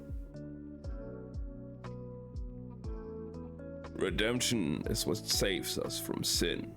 God gives redemption to the faithful. No one else may have salvation. His grin came and went like a shark at sea. There is no going or leaving now that you know the location of our home. What if you went running back to the Knights, eh? No. Your son will have to stay. And there it was, she thought. The hard line that lay beneath his flowery words and overcooked politeness. Killock kept everyone bound closely to him. His siblings, though a mix of love, loyalty, shared oppression, and their need of his drug. Her and Kai, though veiled threats. She had never had a chance anyway. Not really. Staying wasn't an option, but Killock's attitude made it a little easier on her conscience. Devon held up her palms as if surrendering. It's no sacrifice at all to live among you. Far better than living with Madley. Good, good. I'm glad to hear it, Killock said. Do not think of Madley as being dead, by the way. Your husband lives on in your son, as my father lives on in me. Once you invite the Holy Spirit in. A bell began ringing from elsewhere in the house, startling all of them out of that moment. Is that an alarm? Devon swiveled in her seat, deeply relieved for the distraction. Not at all, Killock said, almost shouting. Merely the signal for our Christmas service to begin. Christmas service? Like a church one? She had so far assumed that his religious terminology was an affectation, not something literal. You subscribe to human religions? There was nothing in human beliefs about book eaters, and she could not fathom adopting that system herself. Come and see. Come and see. His expression was inviting and polite, but as ever, his forceful tone underscored his words. This was a command, not a choice. Very kind. She glanced at Hester. The other woman was already standing, face hidden by a fall of curling hair. What about my son? We'll bring him along. It's a family affair. He offered another absurd little bow. Follow me, please. It would not do to be late for my own Christmas service.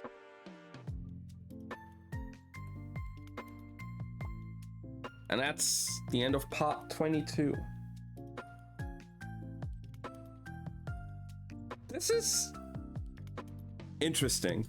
I like the fact that we're getting more like backstory stuff and explaining. It feels now with like the religion aspect, especially with the Raven scars, it feels very cult-like. Which I don't know how to feel.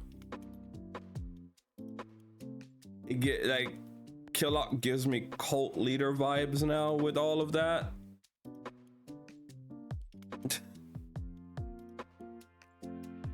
So we shall see how that goes.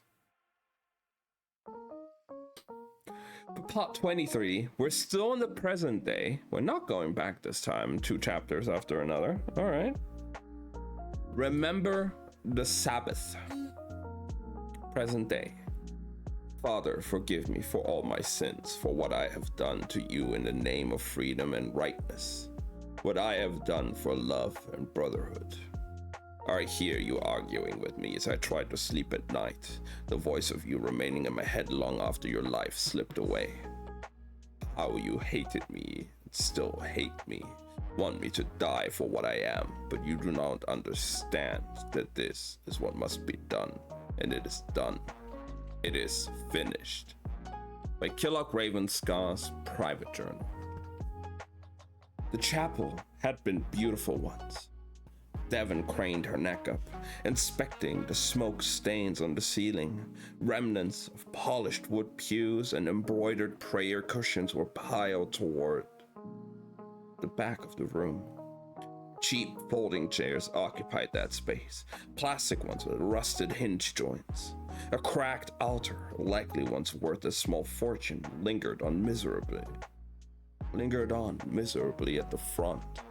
Its white marbled surface plastered with melted candlesticks. Next to the altar rested a large crate covered in once white cloth to form a makeshift table. A Bible lay propped atop the covered crate, its pages stained and spattered with something unrecognizable. Devon had eaten enough thrillers and horror novels over the years to recognize a bad setup when she saw one. What happened? She whispered to Hester. Is there a fire? When we first moved in, yes. This building is ancient and has been in poor repair for 20 years, Hester said. Killock's been conducting work, but it's slow going and things are still fragile. We don't use candles anymore. Not worth the risk. Sounds safe, I guess. Tell me about it.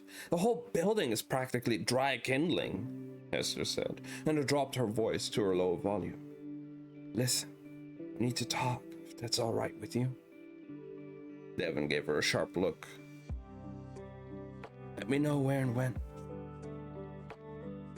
After the service, Hester whispered, and then added more loudly, Since you're new, I'd like to introduce you to some of my siblings.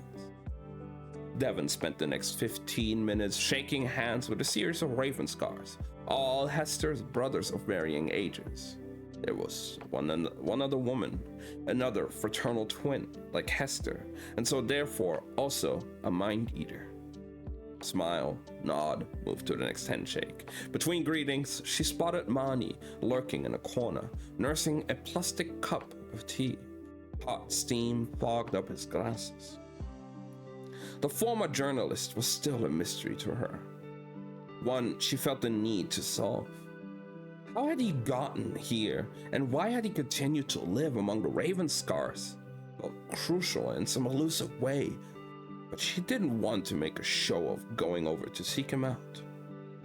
Instead, Devon did a quick mental head count as she chatted her way around the room. About 15 souls, discounting herself. Kai, Mani, the Ravenscar household had once held 40-odd members, so the rest have died in the coup. The odds had surely been stacked against this lot for such an unfair fight. Killock walked in. He'd changed from his plain gray slacks and shirt into an old-styled suit that was few sizes too large. Devon would have put money on it belonging to Weston Ravenscar.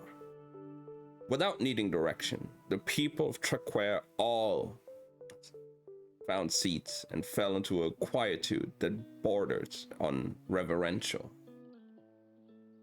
Merry Christmas, my friends. God bless you on this sacred Sunday and all the Lord has gifted. From this return of my sister, safe and well, to the valley of death. He jabbed a finger at Hester, who flinched. To the advent of a new son who has come among us. Dark eyes alighted possessively on Kai in a way that Devon disliked. Sinners all, we come seeking redemption and salvation. And God gives and God provides. God is here with us, my dear Sabbatarians. Privately, Devon suspected God wouldn't be caught either crucified or alive within a mile of this place. On this day, when sons are born and fathers in heaven rejoice, I find, dear friends, that my own father wishes to speak to us today. I have not heard from him in many months. Killock grabbed the Bible off the makeshift table, flipping it open. Weston has this to say. Then, because of the dire straits to which you will be reduced when your enemy besieges you, you will eat your own children, the flesh of your sons and daughters, whom the Lord has given you. He quotes, you see, from Deuteronomy chapter 28, verse 53. Devon felt her curls curl. She recognized the start of an unhinged rambling. So it is a fucking cult, basically. She recognized the start of an unhinged rambling when she heard one, and Killock did not disappoint. He perched on the burned-out altar, speaking alternatively in the voice of his dead father, long consumed, and his own wavering, squeaky tones. No church would have ordained such a speech, The vicar in Kai's head has had probably tearing out his metaphorical hair. Killock had become a broken composite of two different men, his former patriarch acting as a kind of parasitic presence. Again, Devon's gravest concern was that no one else seemed bothered. The other Traquair inhabitants listened to that religious word salad with serious, thoughtful attention. Well, two people were bothered. Hester sat rigid, hands folded in her lap and lips pressed together, and on the far side of her, Mani was also unimpressed. He listened with nose wrinkled, in distaste, and struggling to control his discomfort. She was missing crucial information. Devon could understand the siblings wanting autonomy from the other families. What confused her was that none of this church madness squared with the original plans and intentions Killock had described. But God provides, Killock said, so loudly that Devon, who had tuned him out, snapped back to attention. From the old he makes new. From the ashes we rise. On the Sabbath we were delivered, the Father and the Son becoming the Holy Spirit. A strange shaking was back, and this time he did nothing to calm or quieten his body. Remember the Sabbath, my Sabbatarians, and keep it holy. Ragged voices murmured en masse, remember the Sabbath. Divinity is within us. He clapped his hands loudly enough that Devon twitched from the echoing smack. I will take the chalice of salvation and call upon the name of the Lord. He strode over to the makeshift table and peeled away a white cloth. The cloth had covered not a crate, but a large size cage. The kind of mastiff might be kept in. Inside it crouched a terrified human figure. Adult man, stripped down to his boxers, hands bound and mouth gagged. Bad feeling settled in Devon's belly. She forgot to breathe. Remember the Sabbath, Killock exclaimed again, and keep it holy. He leaned over the bound man, mouth wide and tongue unfurling. Devon stopped watching, choosing instead to inspect the lines of her palms and fingers, the unevenness of her thumbnails. She found it unbearable to watch Kai feed, and that was the thing required for her son's survival. This was a wholly unnecessary consuming of an innocent by a man who could absolutely choose redemption as an alternative. Kai himself would have given anything to never feed again, and Killock, the grotesque fool that he was, had no concept of the privilege he squandered. Killock had also squandered the chance to do something different. Instead of a haven, he created a coven of predatory monsters, squatting in an abandoned mansion. The family would see it as definitive proof that mind-eaters could not be left in their own devices. The thought, rising up traitorously, what if they had a point? She risked a glance at Kai. His cheeks were flushed, his gaze fixed on the floor in front of them. And on the other side, Hester had her eyes closed, palms pressed together, either praying or trying not to be ill, both utterly removed from the theater that played out in front of them. No, Devon decided. The ideology that made Killock dangerous came from the families. Killock's problem wasn't that he tried to do something different, but that he tried to do something too similar. The same system, the same manor house and patriarch and quivering obedience. And because the system was inherently cruel, it had only magnified the cruelty within Killock, rather than suppressing it. Up on the stage, the victims' whimpering died away. The mind-eaters cheered and clapped as Killock's display of so-called communion finally ended, and Devon found her rising queasiness. A few chairs over, Mani had quietly removed his glasses, tucking them into his shirt pocket, a clever way to obscure his own vision. God bless you and keep you, brothers and sisters. Killock stood over the open cage with a huddled figure of a human now slumped lifeless. Amen. Go in peace to love and serve each other. Though his diction seemed unaffected, his accent had changed. He sounded Scottish now, like the man he'd killed. A murmur of soft conversation rose again as people chatted among themselves, some animated and some reserved. A natural ebb and flow of conversation, as if nothing extraordinary had happened. Devon exchanged glances with Kai, who bore an adult's worried expression, even as he squirmed with too much childish energy. "Are you okay?" she whispered. A part of her wished he'd not been present for that what they'd just seen, even while the logical side of her brain pointed out that he'd seen victims many times by now, usually his own.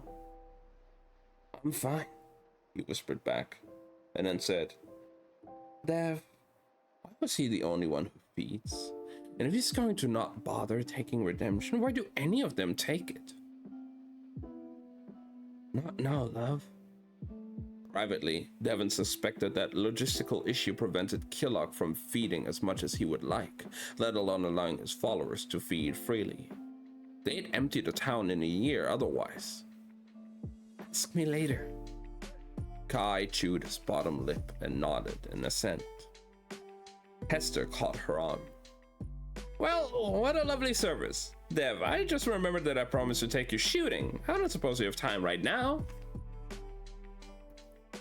"What about me?" Kai said before Devon could ask. "I'll look after the lad," Mani offered, surprising all of them.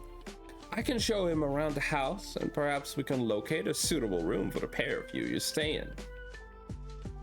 "Sure," Kai said without missing a beat. For a boy who'd spent most of his waking hours away from other people or locked in small damp flats, he'd adapted well to having company. "I bear no grudges for our previous encounter. You may trust me," Mani said, seeing Devon's hesitation. "In any case, Miss Fairweather, I suspect I have more to fear from your son than he has to fear from me." A sad, polite smile. "When you're done speaking to Hester, we would have a catch-up of our own, yes? Two family survivors with a set of interesting tales." Despite her curiosity about Mani, instinct told her that a talk with Hester couldn't wait. And of all the people in this house, she felt Kai was perhaps safest in the company of an elderly human, someone he could overpower at any rate. "Very well, I'm sure we won't be long," Devon said finally. Best not to dither in case it looked conspiratorial. "Here, take this for me. If that's all right, I'd rather not carry it around." She handed Kai her rucksack, which she'd not had a chance to put down anywhere. Her son took it grudgingly, slinging the too long strap over his back. They all stood up to go, and as they left, Devon cast a last glance over her shoulder at Killock's lean figure. He was gazing down at the corpse of his victim with an expression that hovered between tender and reverential. Hester led them out of the chapel and across to a storage room in the main building, stopping to collect a rifle and ammunition from a cupboard, and then ventured through a north side exit at the back of the house. The voices of other congregation members faded swiftly as they left the chapel behind, and still, Hester didn't speak. On this side of Traquaris estate, the manicured lawns gave way to a sparse wood filled with extraordinarily ancient trees. Someone set up a shooting range in a small clearing. That was where Hester came to rest, rifle in hand, peering at a long row of milk bottles perched atop wooden posts. The sun was sinking, but that didn't matter to either of them. "We can talk here," It's quiet and far from the house. Hester sighed. I'm sorry. I've lied to you from the first meeting and for all of our journey. Killock is so afraid the families will find out we're all mind eaters. Forget it. I've lied for less reason, Devon said uncomfortably. She was in no position to point fingers over lying. Can we start from the beginning? I feel like my whole perspective on you and your family had changed completely. I hardly know where to begin. How about with that display in there? Devon said. Is he catching people to eat? What the hell was that? That was a broken promise. Hester set down the gun and stood face to face with her in that ancient war-stepped woodland. Winter sunlight piercing through the oak leaves like arrows. And then she opened her mouth, wide as it would go. A faint scar around the free edge, all that remained to indicate where the mass of flesh had once been long and tubular. What remained of the proboscis was skillfully severed, the fleshy muscle trimmed to a rounded point. If Devon hadn't been looking for a scar, hadn't had time to stare and examine, she would have never noticed. The sight was oddly disquieting. I could always feed if he were at risk of starvation, but that wasn't an option for a mind-eater who was maimed. No wonder Hester had been unsure about staying at the Andike farm, particularly when she had lost her supply of redemption. So you are one of them, Devon said, with a calmness that felt disconnected from her own overwhelmed brain. Did Killock promise to do the same? He and I made a pact. Hester covered her mouth with a hand. If we could get free of Weston, we'd set up a haven. The idea was that any mind eater would be welcome, providing they agreed to live off redemption and have their tongues docked. Meaning none of you could get into the temptation and feed, Devon said, working it out aloud. And in turn, the eaters could no longer claim your family were dangerous. Have I got that right? That was my hope and my plan, though I'm no longer sure my siblings even shared quite so passionately. She tucked a lock of wind-tossed hair behind her one ear. It blew free again straight away. After Weston was dead, I kept my end of the promise. Had it done by someone here. One of my brothers has some medical knowledge. But Killock and the others didn't stick to it. A few followed my lead, but not Killock, no, she said. At first he claimed there was too much going on. It's not safe, the labs aren't up yet, wait till spring. Eventually he started saying it didn't feel right anymore. At some point, I'm not sure when, he began venturing out and catching people in secret, giving in to the hunger, seeking the rush of it. A shudder. These days, mention tongue docking and he'll flip his lid.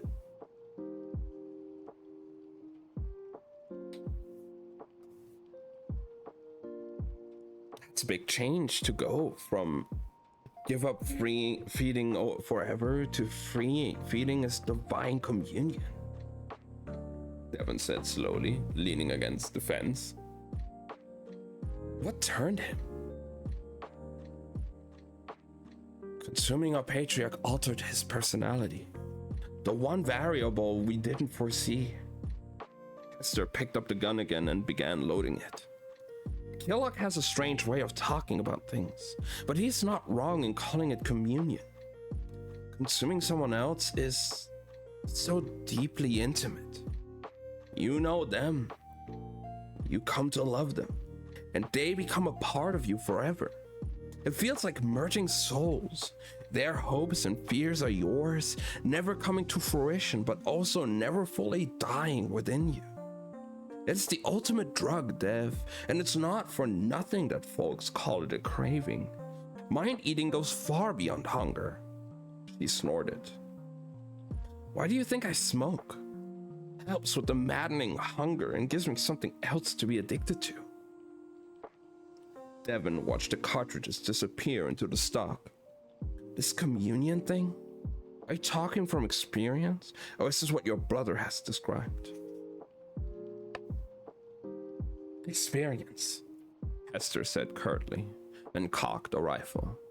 After Weston refused to either let us leave or to give us the secret of redemption, violence was the only path left. We were outnumbered and lacking weapons, so we used our tongues. All of us ate at least one victim that night. Hester raised her gun and fired several times.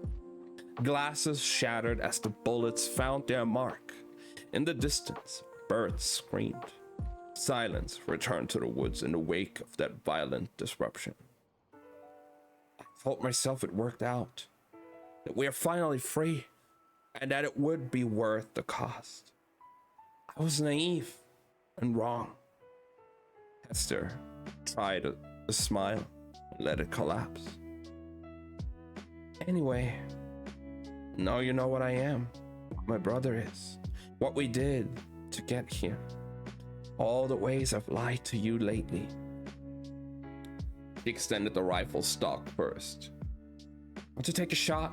It's a good skill to learn.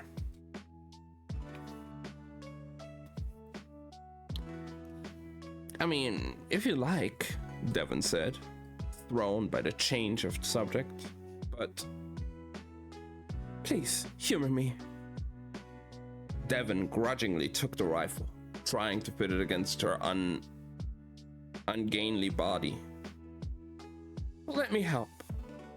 Up close, the familiar scent of Hester's vanilla tobacco was unmissable. Yes, like that. Almost. Lift his elbow a bit higher. You want a 90-degree angle. Stock on your shoulder. That's it. Barrel steady. How does that feel? Lucky, Devon said, thinking of Clint Eastwood, and sighted down the barrel. It feels lucky. She fired. The noise rammed her eardrums. Incredible, Hester said, squinting at the distance. You've missed by an absolute mile. No shit. Devon lifted the rifle again. You have to reload, by the way. That was the last cartridge. I knew that. The echo of Hester's laughter carried across the green. Real laughter, shaking her petite frame. And then it trailed off, that cheerfulness crumpling like a page tossed on the fire. My brother is gone, Devon. Eating our patriarch was the unmaking of him, unlocking a terrible craving he tried to ignore since childhood. I've watched him ebb away a little more every day for the past 2 years as his violence escalates. When you spoke to him in the study, when you heard him preach, that wasn't Kellogg. It was some monstrous, amorphous collective of his victims overlaid with Weston's personality. The fresh cartridges weighed heavy in Devon's palm. If I believe that about your brother, then I have to believe my son is gone. Not necessarily, Hester said after a moment's consideration. Kai strongly himself, from little I've seen. He must fight it. How? I don't know. Only that he does. Was he close to Madley? No, Devon said. They barely saw each other. Maybe that makes a difference. Weston was an unusually powerful personality and had a close, if twisted, relationship with Kellogg. That was complicating, surely. What about you? Devon said, carefully slotting the magazine back in. Did you fight that influence? Did you change? Yes and no. I mean, where did you think I learned to shoot?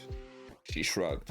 Brats don't get taught how to use guns, not even mind-eater ones, especially not mind-eater ones. That skill's only for men, like the man I ate. He's a part of me now, as are other things about him. Devon digested that information. 1 second. I hadn't wondered about the shooting till you mentioned it. Not the smoking. I guess I assumed you got it all from a book. Nah, eating a book on guns would give you technical knowledge of shooting, but it wouldn't give you muscle memory or instincts built on experience.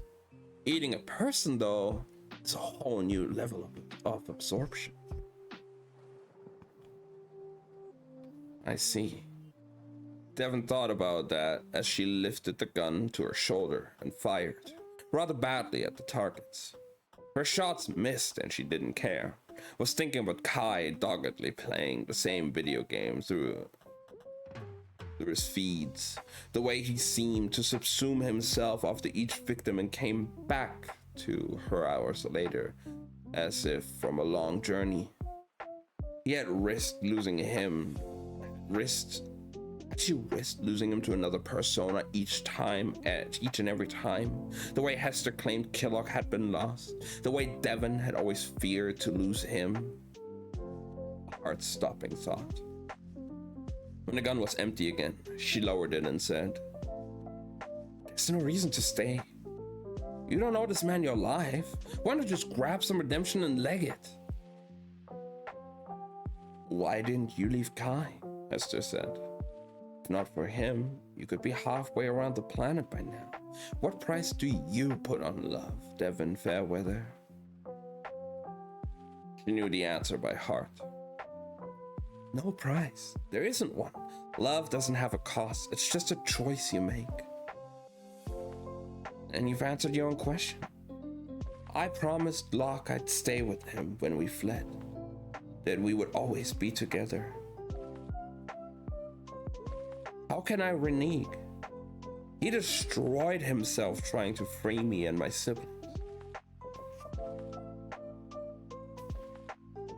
Hester took the rifle back, cleaning it out with expert speed. I wish you could have met Locke when he was younger. He was lovely, sweet-natured, earnest, never hurt a soul in his life, till that night. I'm sorry. He was, too. Everybody's sorry. Hester slammed the magazine into the place and fired again. One shot after another until the gun was empty and every glass bottle broken. Devon clapped both hands over her ears and waited till the thunder cracks died down, ears ringing in the aftermath of each tinkling explosion. Hester sat down the rifle, lips quivering at the corners. Sometimes I catch myself wishing he died. Is that awful? I wish it all the same, because then I could be free of him without guilt or fear. Christ, listen to me. Her face fell. You must think I'm a monster. There you are, doing everything possible to save your son, while the best I can manage is to pray my brother has a fucking heart attack in his sleep. The familiarity of that sentiment wasn't lost on Devon. She couldn't not feel a twinge, a lurch, at the echo of words she'd so often said to herself.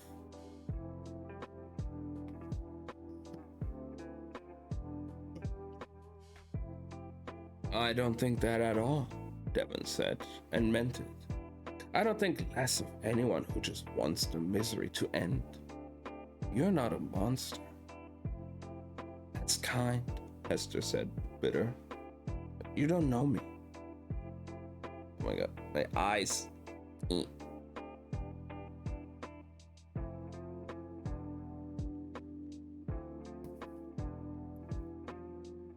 Maybe not. Devon thought again of the vicar and all the long line of Kai's victims who came before him, and it seemed she spoke to absolve herself as much as Hester. But I do know we can only live by the light we're given. And some of us are given no light at all. What else can we expect to learn and to... What else can we do except learn to see in the dark?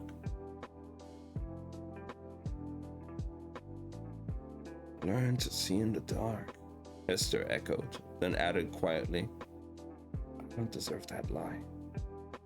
It's the truth, Devon said, with more conviction than she felt. Thank you.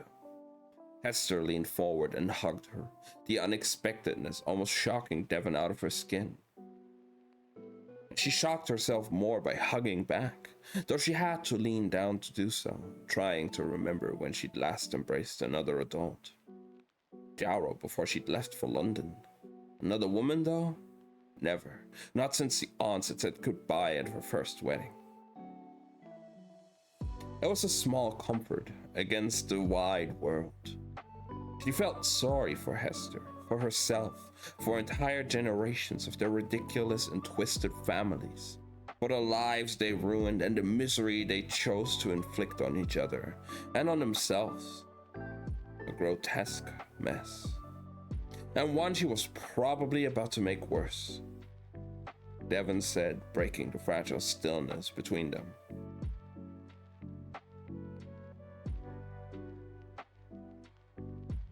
As I wasn't being honest in Killock's study, I kept things back. A steadying breath. There's something I need to tell you too. Hester pulled back, wiping at her eyes. What is it? The rest of the story, Devon said. And with that ends part 23.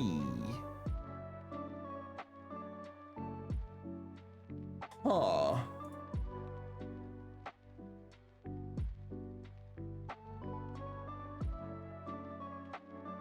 I am curious about the rest of the story. But now, part 24, aptly named The Rest of the Story.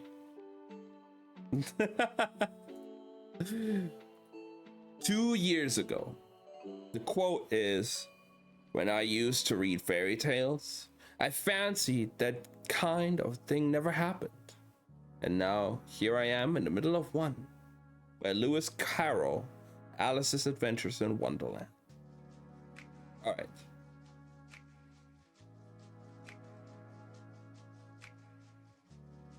Blood painted her mouth in bitterness. Devon gagged until she vomited up chunks of flesh. She couldn't feel anything except dumbfounded amazement, which seemed wrong to her. Surely, you should feel something when you tore out throats. Surely. Kai was screaming. The noise punctured her numbness, and she turned to see him dragging himself across the carpet, banging his head against the wall. Driven by some base functionality, she crawled over and tried to keep him from hurting himself, wrapping her arms across his torso and smearing putrefaction on him. Her protection only tainted him. How typical. Her breath came shallow, and she found it hard to think, but it was because Kai kept screaming. Children shouldn't scream like that. She was still there when Ramsay Knight arrived 20 minutes later to find her covered in vomit and gore, kneeling on a floor soiled by the blood and guts of 2 corpses, while Kai thrashed and howled in her arms. Arterial spray slathered the room in ropey strings of blood, more of it pooling and congealed. Matley had lost bladder control and lay placid in his piss-stained trousers, still alive somehow. Jesus bloody goddamn fucking Christ on a unicycle! Ramsay glared down at Matley's inert form as other knights filtered into the room, some of them examining the scene and peeking and speaking in low voices. Idiot Easterbrook, what bullshit is this? gave Madley a hard kick in the ribs. No response. Bullshit. Now, Devon thought dully. Stupid or untrue talk or writing. Nonsense. Strange, that. She'd never have described wanton blood death as bullshit. I'll get the lad, one of the knights bent over them. Devon huddled into the wall. You can't have my son. Her arms wound tighter around the toddler, fingers seeking purchase in the slight mass of him. He's mine and I'll keep him. No worries, Angel. Hope you had a great time. She was snarling as she spoke, her book teeth bared. Even as the knight recoiled in disgust, it struck Devon that she could not quite remember why she wanted her son, other than she'd paid a terrible price to keep him and simply could not let that go to waste. Here's something else, Ramsay breathed, scrutinizing her from top to toe. Really, Dev, you are phenomenal in your way. The other knight was already lifting his crossbow. He's a lost cause. Ramsay touched him on the shoulder. Hold off a second, Eland. He looked down at her from the curve of that proud Roman Emperor nose. I never did thank you, by the way. Getting me sent off to the Knights was the best thing that ever happened to me. She retched up another gob of human flesh, scarcely listening. I think we can still use them for the intended purpose. Ramsay pulled out a sleek mobile phone. Don't separate them yet. And don't shoot her unless she attacks. I need to make a call to Kingsley. See if we can adapt the situation to our advantage. He stepped outside, phone in hand. The other knights exchanged glances, but waited.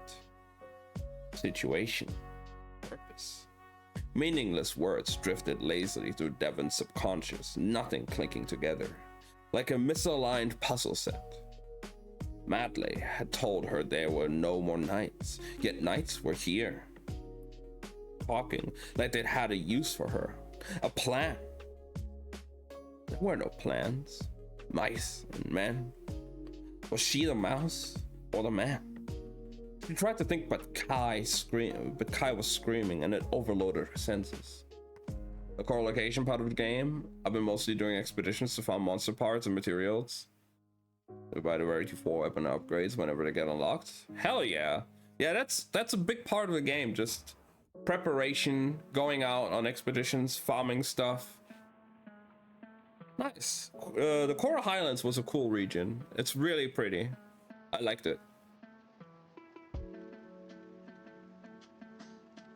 The room stank overpoweringly of viscera. She kept her son from rolling in anything too grotesque as he flailed in agony, her mind existing in a place that had long ago surpassed normal fear or worry. Kai was unwell, and she didn't understand. He had fed.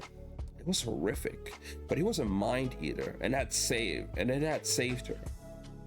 Why was he so unwell? Ramsay came back in, tucking the mobile into a pocket. Commander Kingsley said we should proceed. Is there anything else I can sit down? I need to debrief her, and I'd prefer not to do it while holding her nose the entire time. Another knight said, You think this can be salvaged? She was useful before and is useful still, Ramsay said. Take it up with the commander if you don't like it. I actually really like that weapon. So damn cool. Yeah, the weapons are really fun. Absolutely. Charge Plate is one of the more technical weapons. If you really want to get into everything the weapon can do, it can be a bit tough, but it's such a fun weapon. Silence descended. No one else argued. Your agreement is appreciated, Ramsay said. Moving on, this is a working farm, eh? With trafficked illegals and and other such labor.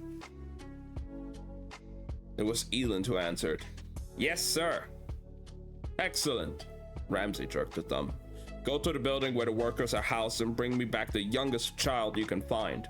We'll be in the adjoining room. He looked down at Devon. Get up. She looked up. Kai sobbing disconsolately against her chest.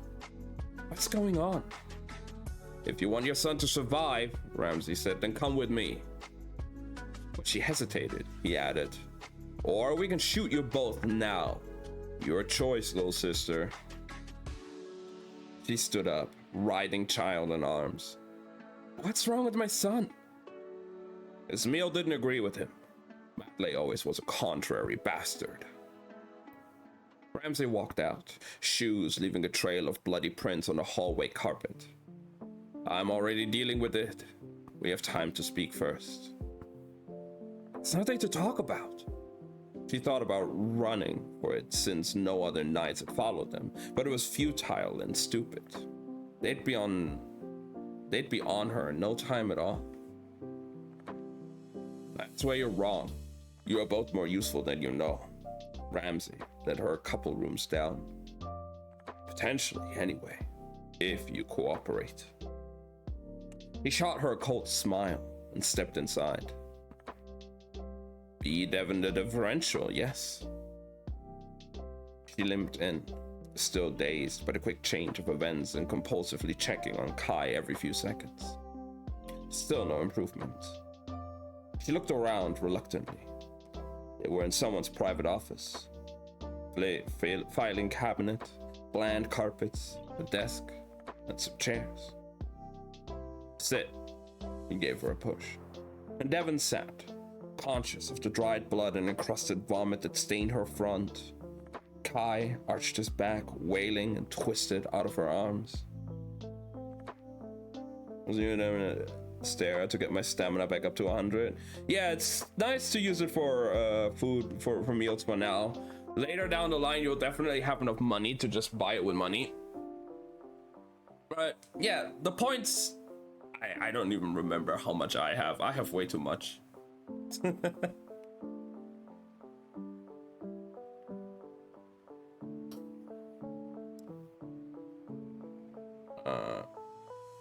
Let him go, Ramsay said. He'll be seeking dark corners, lower sensory input to ease the pain he's in. What's wrong with him? She asked again, and gently set the boy down. As Ramsay had predicted, Kai crawled into the farthest corner and curled into a crying ball. Eating a book eater is not like eating a human. Can be done, but the sheer quantity of information is a struggle. We are vast repositories, closer to walking libraries than we are to humans. Your son, he gestured at Kai, is barely out of babyhood, and consuming Matley has overloaded him. I've seen something like this once before. What the hell does that mean? Exactly what it sounds like. Ramsay took out a large leather wallet from his inside jacket pocket, unfolding it to reveal a set of syringes. With your permission, I'll give him a short-lasting sedative while we wait for my colleagues to return. In the meantime, you and I should talk. He cocked his head. Can't say knights don't know how to manage dragons, eh? With my permission, she echoed hollowly. I have a choice. What can I say? I enjoy the ritual of politeness sometimes. Ramsay stooped over the toddler, needle easing carefully into the tiny arm. Devon could not look away. Part of her feared what was in that syringe, but if her brother wanted them dead, they already would be. A monster in the world, even though it seemed like I've been annoying you about it. Hey, no, it's no annoyance whatsoever. You're a new player, there's a lot of new questions, so I'm always there to help, no matter what.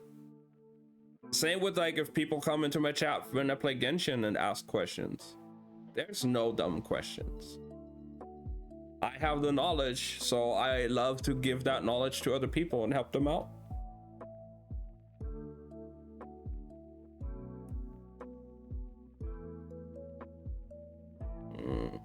Within moments, Kai settled down. He now drifted in and out of consciousness, no longer screaming or crying, but still twitching like a nervy rabbit huddled into his little tangle of limbs. "Don't get up," Ramsey said when she tried to rise. "Sit down and stay in your seat. We talk first. Your son will come to no harm sleeping on the floor."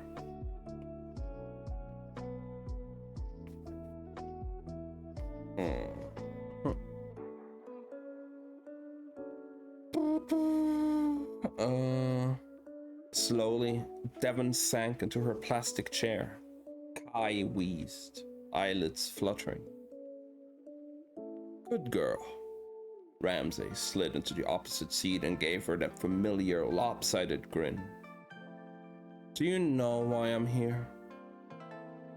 "No?" Devon tried to concentrate. "Madley said you were disbanding. The knights are gone. No more space for Kai."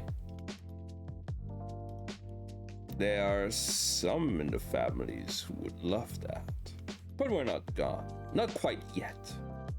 The grin widened. "Dev, do you know how my order control? Do you know how my order control the mind eaters we have? When do I unlock it as the best after I beat the main story over 4 because it won't let me upgrade or rarity 20, which I mean, there's still like 2 or 3 more areas to go through. I think it goes up to rarity 7 or 8 in base game. It's just like, so the way it works right now is even if you do quests, you still get the XP, but your hunter rank is locked until you finish the story. All the XP you have gathered before, though, of all the quests you've done, you will gain afterwards. I forgot what what hunter rank you finished the main story in, but let's just say it's like hunter rank 12, you finish the story. And then after hunter rank 12, you basically get all the levels in the XP of all the quests you've done while you were still locked behind like mastery 4, mastery 5, whatever you are, hunter rank 4, hunter rank 5, whatever you are. And you could end up from like, you jump from like 12 all the way to like 20, 30, whatever. But just continuing the story, just doing like your stuff, following the plot line, you should gradually get higher hunter ranks and unlock the ability. Like you get new materials because you're going to be fighting new monsters, new areas, new ores, new gatherable materials, which would then allow you to get other weapons, new weapons, different weapons. Like obviously the weapons of the monsters, higher rarities. It all just unlocks by progressing through the story.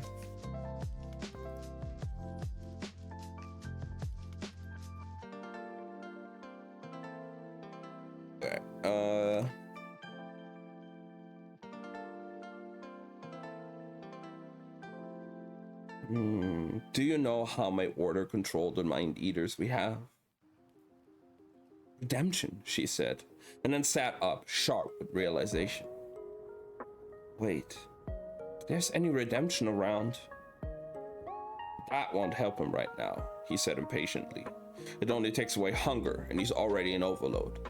Forget your son for a second, please, but this will take all evening. She ground her teeth. Fine, everyone knows how you control your dragons. Your dragons hunger with redemption. Just like they would have controlled Kai. So what? Redemption is produced by one manner. The Raven Scars, he said. I'm told the Japanese might have something similar, but they don't deal with outsiders much. No one else on this continent can make that drug, and the Raven Scars themselves have always kept the process a secret. Ramsey leaned forward, palms pressed to the table. Which is a problem because 2 months ago, the entire brood disappeared. Madley already told me that. Devon forced herself to focus. I don't understand how. Manners don't disappear overnight. They do when people burn them down, he said. Some of the Patriarch's adult children have, from what we can tell, staged some kind of rebellion and run off into the night. Ravenscar Manor has been razed. His gaze was hard and steady. All 6 families, well, 5 families now, are without redemption, including my knights and our dragons. Devon sat silent, wrestling with the enormity of that. Startled into interest despite the awfulness of the night so far, despite her own consuming problems. No wonder Madley had said the knights were disbanding. Their power and influence were bound up in the dragons they controlled. If Ramsay and truthful, their order, if Ramsay were being truthful, their order was finished. Especially with fertility technology on the horizon, the end of end of arranged marriages. And with them went Kai's future, she thought. She'd wanted to save her son from a life as a dragon, not if it meant his death, though. That doesn't tell me why I'm here, she said. What do you want with us? Before Ramsay could answer, Eland came in again, carrying a sleepy baby. Only a few months old and feeble, its features wan from malnutrition. Perfect timing. Ramsay clapped his colleague on the shoulder and took the infant. The mother put up a fight, but it got it off in the end, said the other man. Want me to stick around? Aye, wait outside if you will, and then you can return it. Ramsay laughed as if sharing a secret joke. What's going on? She hated being so ignorant, always 5 steps behind him. As I keep saying, your son is overloaded, Ramsay said, turning back toward her with the baby in arms. His mental processes are suffering as he tries to process Madley's mind. Leave him untreated, and he'll slip into a coma within a day. The only thing that can help him right now is to overwrite his difficult feed with an easier one. Even then, there are no guarantees. The baby began to cry. You're going to give that kid to my son? She said, dumbfounded. Absolutely not. Ramsay jostled the whining infant, trying to shush it with the clumsiness of someone who'd never been around children. You are going to give this child to your son. Devon stared, still haggard, gore-drenched, and shell-shocked from the most violent thought of her life. This was one of those moments, she thought, where love was very much not a good thing. It had become a flood of sweeping her to darker and darker places, where she burned and fried under its many hideous demands. You seem disbelieving, but trust me, it works. Ramsay gave up shushing and simply put a hand over the infant's mouth, muting its cries against his palm. A blank little mind will flush his system clean and scrub out much of Madley's complex personality. It will save your son's sanity and his life. He paused. Or we can watch him die in agony. Up to you. Devon sat perfectly still, hands resting lightly on her knees as she gathered all of her focus. The initial horror was fading, lost to an ongoing nightmare in which terror had become ordinary life.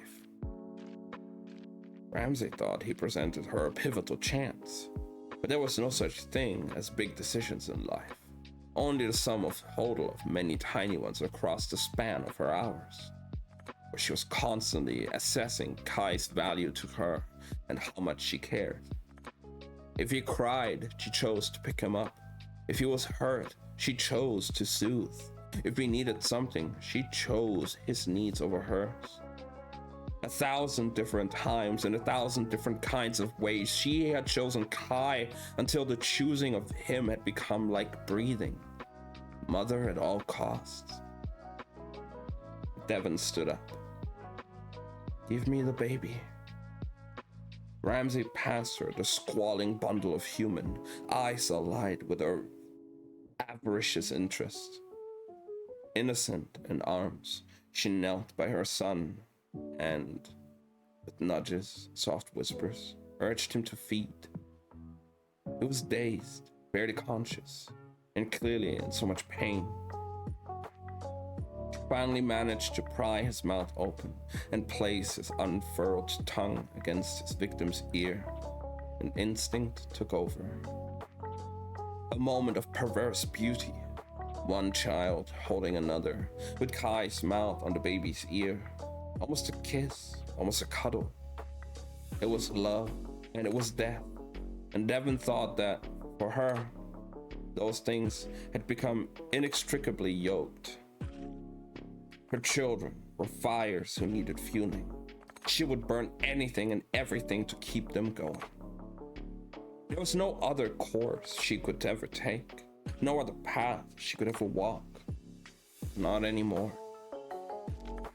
Devon sat with Kai as he fed, one of the many times she would ever do so. He watched his eyes widen at the sudden cessation of pain, replaced by that same milk-drunk expression she'd seen after he'd first fed on Madeleine. And this time, when he let go of the unprotesting baby, he drifted into a true and quiet sleep. The infant lolled on the floor next to them. Incredibly, it was still alive, but only in physical sense. She ignored its vacant stare, trying to shut out any memory of the tiny, squashed face. I have a massive headache, and it feels like my head's gonna spill. I'm so sorry, Rose. I'm glad you could make it, but please take care of yourself first. Stick drift, I'm dealing with it. Yeah, stick drift can be annoying, especially when you have to do like some more precise movement and stuff. But yeah, Rose, please take care of yourself. If you need to, like you said, you cannot look at your phone. Just have it next to you, listen to it, close your eyes, try to rest, drink some water, and take care of yourself. Maybe take some meds if you can. I'm glad to see you here.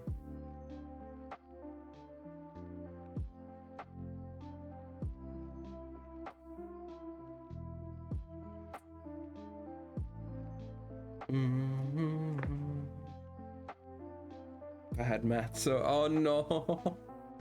I'm so sorry, Rose. So just please, take care of yourself, drink some water, lay down, close your eyes. Maybe try to rest a little bit, get some sleep.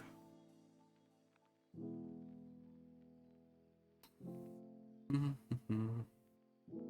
gonna be live probably throughout the week, mostly as well, because hopefully today we finish Celeste.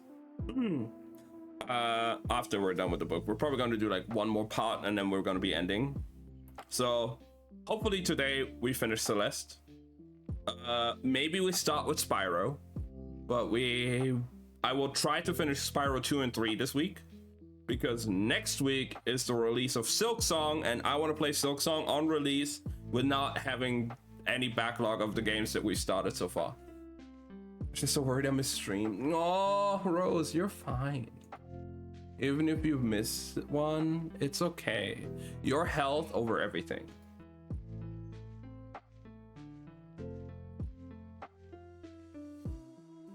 You'll probably see me more throughout the week if you can make it. Not sure how busy your week will be. But yeah. Hopefully we can do Celeste and Spyro before September 4th. And then on September 4th, Silksong! Finally! I loved Hollow Knight, so I cannot wait to play Silksong.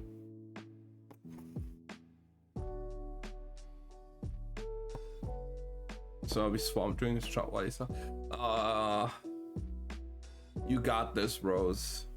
I believe in you.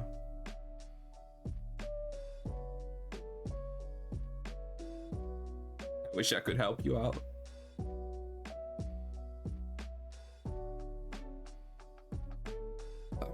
let's finish part 24 and then we do part 25 and then we'll end there. Phenomenal, Ramsey said. You were always special, even when we were kids. Devon spat at him and drew her son into her lap, slumped against the wall. It's not chance that I'm here.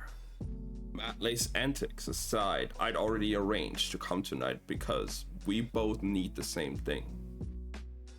You need that Ravenscar cure for your son, or he'll suffer all of his days. I need that cure for my dragons, or the nights are finished. The release of Demon Slayer Infinite Castle. Ooh, yeah, the first movie coming out. I'm curious how that will go. I have not read the manga. I'm fully just anime only, so I'm curious how that goes. I'm looking forward to it.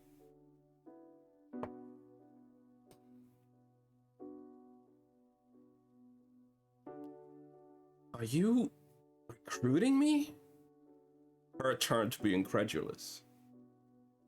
To what? Find these lost Ravenscars? Naturally, he said as if it were the most obvious thing in the world. Matley has complicated things by behaving like an idiot, but my plans can accommodate that hiccup. Make use of it even. Fucking love Demon Slayer so much. It's pretty good. I mean, there's gonna be 3 movies, so we're still gonna have a bunch to look forward to. Are you insane?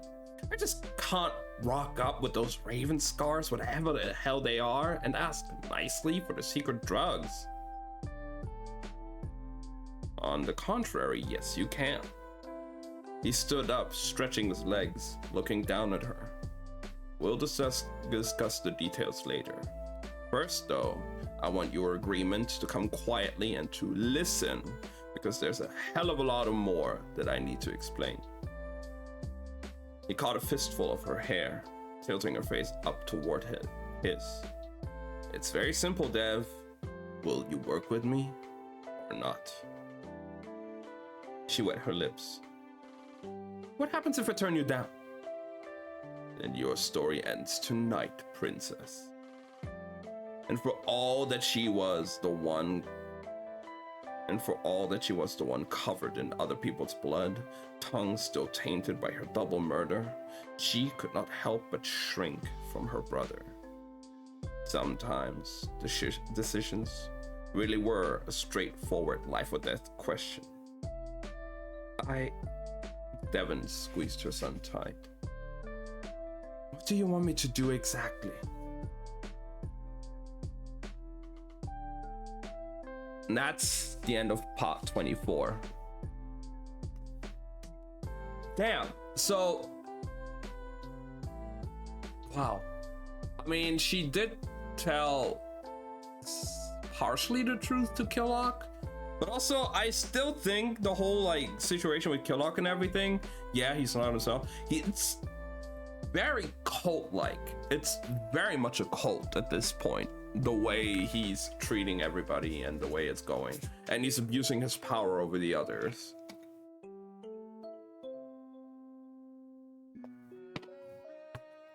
I am still very torn on this book. I do not agree with a lot of things that have been going on with like how the women and everything are treated and how these families handle certain situations, but it's interesting. It definitely hasn't caught me and hooked me as much as the last book we read, but we'll finish it. We'll definitely finish it, but it's, I think, one of the weakest books we've read so far out of all 9 books. I mean, you can't all have bangers all the time, you know, but it's a good book. I definitely can see the appeal.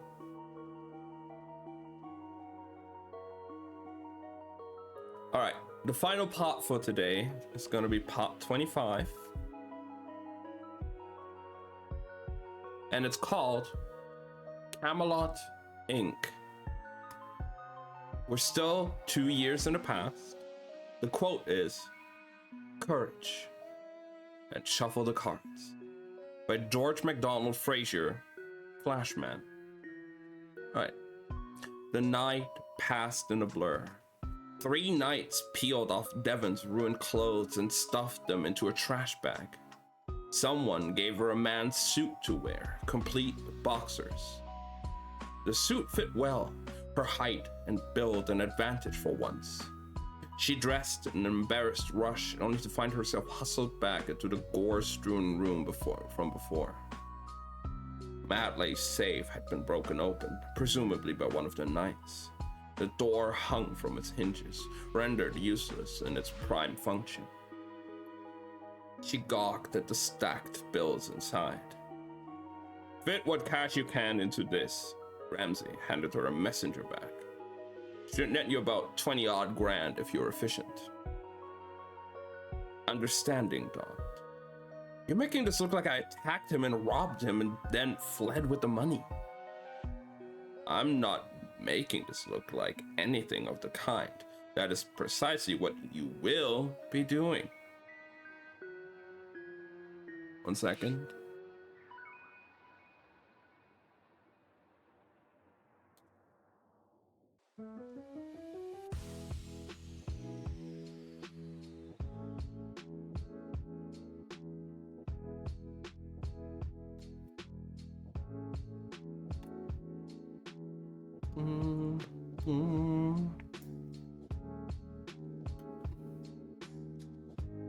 She gripped the bag with bloody hands. "What did you do to Madley?" "He bled out internally," Ramsey said flippantly, and she could not tell whether that was true or whether it implied the knights had finished him off. "We moved the remains to his bedroom." Every action she took was writing another word of her own death sentence. The families would think it was her fault.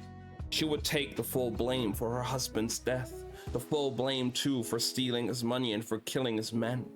And it kind of was her fault, which made things even more complicated, just not to the extent that Ramsey was implying.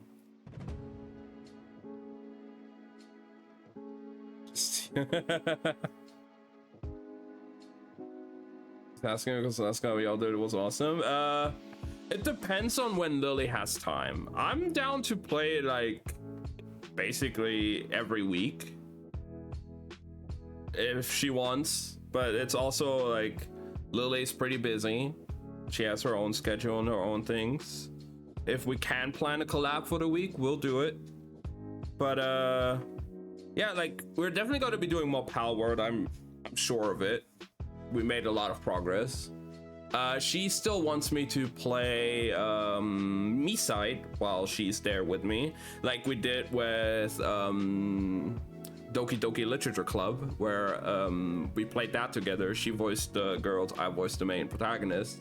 I was aware of how the game works and what the game is about, and she wasn't, so it was fun to see her reactions to certain things that happened throughout the game. And I feel it's gonna be similar to what's gonna be happening with Misite, because I have no idea what the fuck happens in Misite. I have not played it. I haven't really looked at anything, and she has played it on stream before. So that's gonna be interesting. But yeah, like there's still a few things we want to do, and it all depends on if she has the time for the week or not.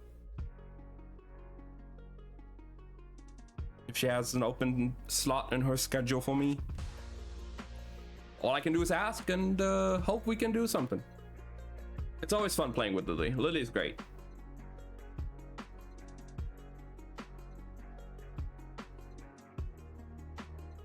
So,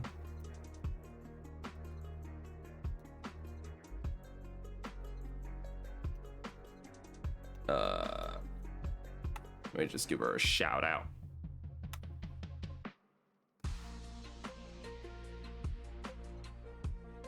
Let's see what clip comes up. I'm horny. Wait.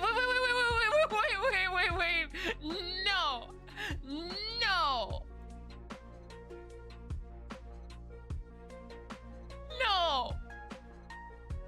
That was her old model even. Damn. That's an old clip. Yeah, maybe we can find something, Angel. Absolutely.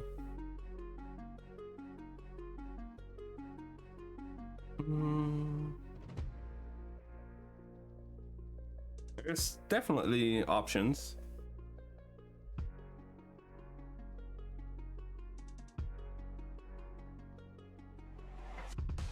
I mean, it's still crazy to me that we have met through Monster Hunter. Like, almost 7 years ago at this point. Back then, when on PlayStation 4 you had communities, we were both part of like a very big, actually full, like you couldn't invite more members into that community for Monster Hunter, and in that community you could open up parties. So I used to join just like random open parties, being like, oh, we want to farm this monster, or like, you know, just chill and hunt, just talk and stuff. And one day we just happened to be in the same party and we started talking. We hung out afterwards as well. We added each other. We played Fortnite, we played Monster Hunter, we played all kinds of things.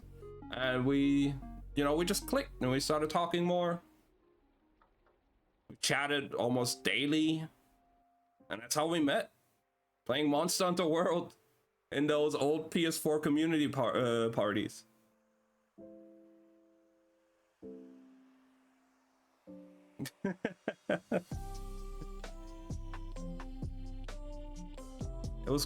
It's crazy.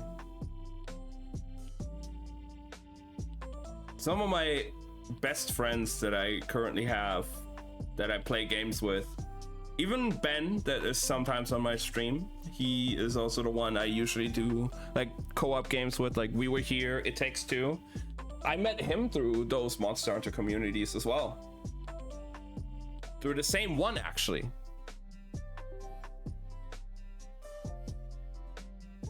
Even if I don't have PSN. I'm not sure you need PS Plus to play it, actually, now that I think about it.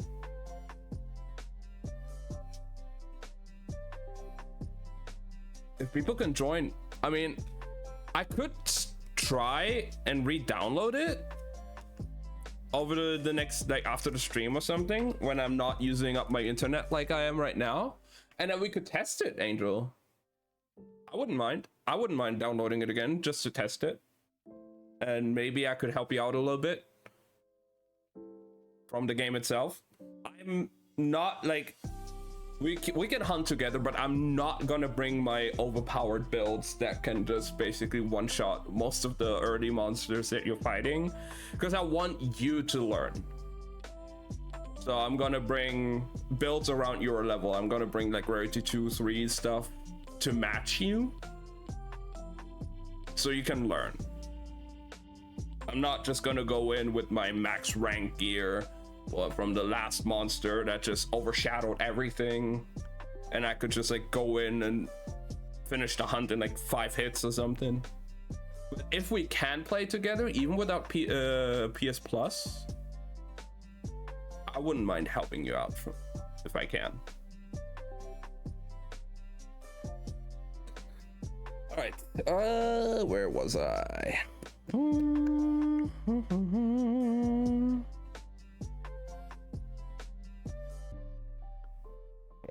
The families would think it was her fault. She would not take full blame for. She would take full blame for her husband's death, the full blame too for stealing his money and for killing his men. And it kind of was her fault, which made things even more complicated, just not to the extent that Ramsey was implying. But 4 knights were in the room, and they were all armed. So Devon set down her son on the cleanest bit of carpet and she could find, and crammed bills into the messenger bag until it could barely zip shut. For 600, I got an upgrade to unlock more upgrades. I mean, every weapon has its own like damage. Yeah, I'm not sure what weapon I'll be using, but I'll match like the rarity and all, so I won't like just overshadow everything. By the time she'd finished, her fingerprints were everywhere, mixed with blood and dirt and fuck knew what from the men she'd killed. More rope to hang herself. Perfect, Ramsey said with a winning smile and took the bag off her. Someone crammed a poorly fitting dragon-painted helmet on her head, and now she grasped finally why she'd been given a suit. The knights were removing her from the scene of the crime without drawing attention. They walked through Easterbrook Manor. The household buzzed with activity. Men and a few women talking in corridors and arguing in corners. No one recognized Devon in her suit and helmet. Dragons had a kind of special invisibility in that way. What have you told them? The helmet muffled her voice. Ramsey glanced back. As I promised earlier, they think you murdered Matley and Flatwood Kai.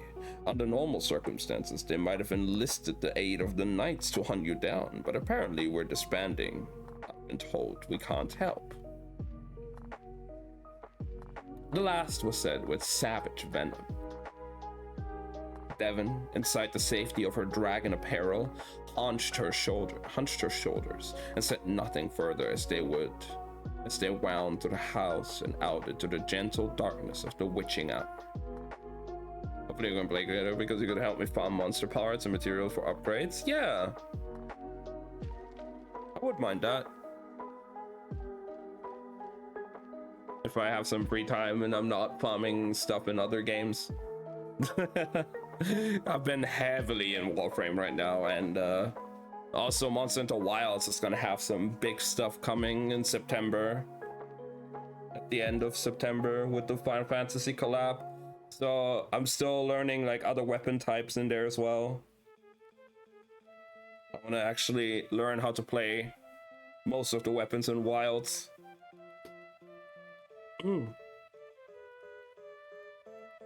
Devon, inside the safety of her dragon apparel, hunched her shoulders and said nothing further as they wound through the house and out into the gentle darkness of the witching hour. The air smelled crisp, and the breeze brought welcome coolness. We have a long drive ahead, Ramsey said, settling on his bike. You'll ride with me. Your son will ride with someone else. He gestured for her to sit behind him, and reluctantly she did, placing her hands around his torso. Kai was being bundled up in the passenger seat to the next bike over, still unconscious. Where are we going? Oxford. He revved his bike into motion. Yeah, I was lucky though, Angel, to get my hands on Wilds when I did. I think it came out early February in 2020, like this year.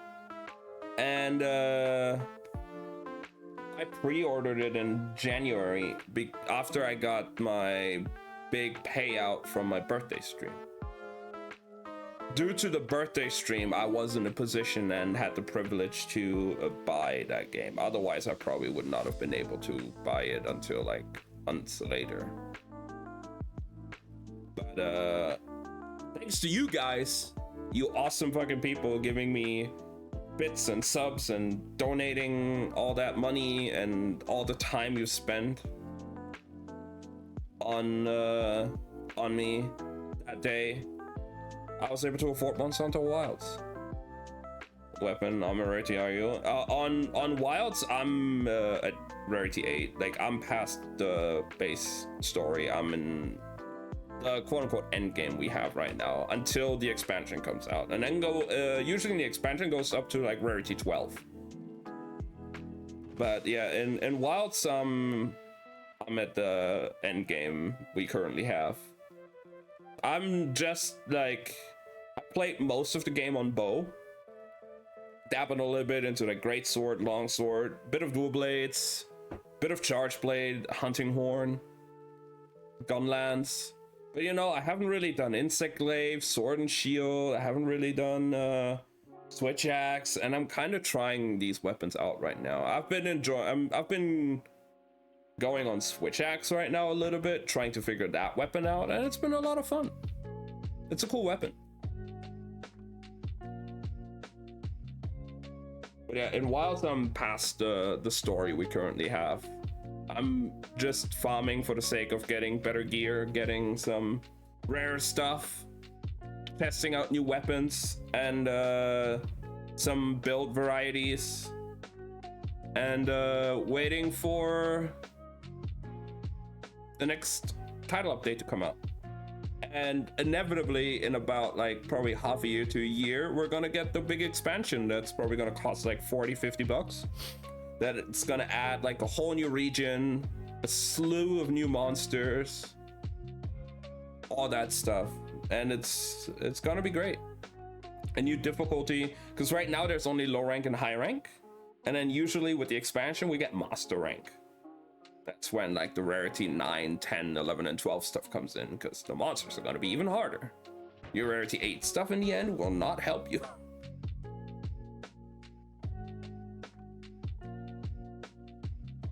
Yeah, it's cool. It's really fun. The weapons in the game are really fun. That's for sure. I hope that at some point they actually add more weapon types as well, because for the past like 4 to 3 games or something, we've had only the 14 weapon types. A 15th weapon would be fun. But yeah. Where are we going? Oxford. He revved his bike into motion. Was he on the level? I don't remember. It's been like 6-7 years since I've beaten the base story of Monster Hunter World. I think you end around like 12 or 15. If I remember correctly, I'm not sure. I mean, Wilds, probably around the same.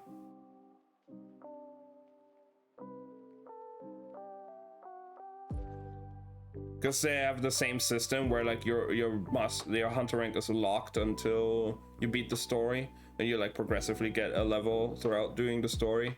I think it's around the same as well, like maybe 20. I don't remember. I beat that game so fast.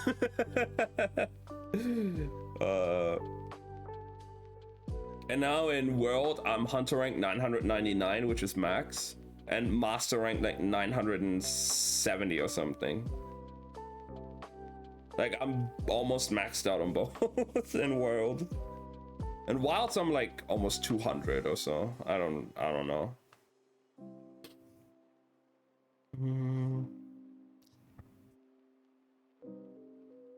Devon left Winterfield Manor in the dead of night wearing a dragon suit bundled discreetly onto the back of Ramsey's motorcycle. The luggage he kept on it surrounded her tightly, and she fell into exhausted sleep. Dawn was breaking when she woke, some 4 hours later. The Knights had skirted the city center, keeping the side roads and winding through smaller villages, before eventually rolling up to a lonely concrete building in a commercial district, surrounded by concrete walls and a barbed wire fence. A large lettered sign bore the words, Camelot Incorporated. I can feel you laughing, Ramsey said. Something funny? Of course you'd live in Camelot, Devon said, almost wheezing. I should have known. Not much of a castle, is it? Do you have a round table at least? Modern times don't accommodate such symbolisms, he said, coasting to a stop in front of an enormous pair of electric gates. Much as we'd enjoy a drawbridge and moat, this is rather more secure than the Arthurian variety. A pair of young, suited knights leaned out of a security booth, offering a greeting in Latin. She caught the word Camelot in there. How do you afford this? She said as the knights approached their motorbikes. None of you take jobs. Most book eaters worked in family-run firms or other labors that required only minimal interaction with the rest of human society. Some had illicit businesses like the Easterbrooks, using humans who did not ask too many questions. The Knights, so far as she knew, did none of that. Up until 2 months ago, Ramsay said, every family paid us a tithe to arrange and facilitate marriages. We also had a special arrangement with the Ravenscars, which is complicated and nothing you need to know about. He gave a series of signals to instruct inspecting guards. During this period of transition, we are living off savings to pay the bills, you might say.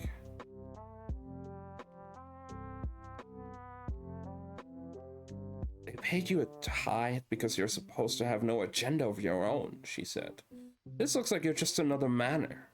Just another family. And a Discord call. I have headphones from. Hey, no worries. We can arrange whatever. Whatever works.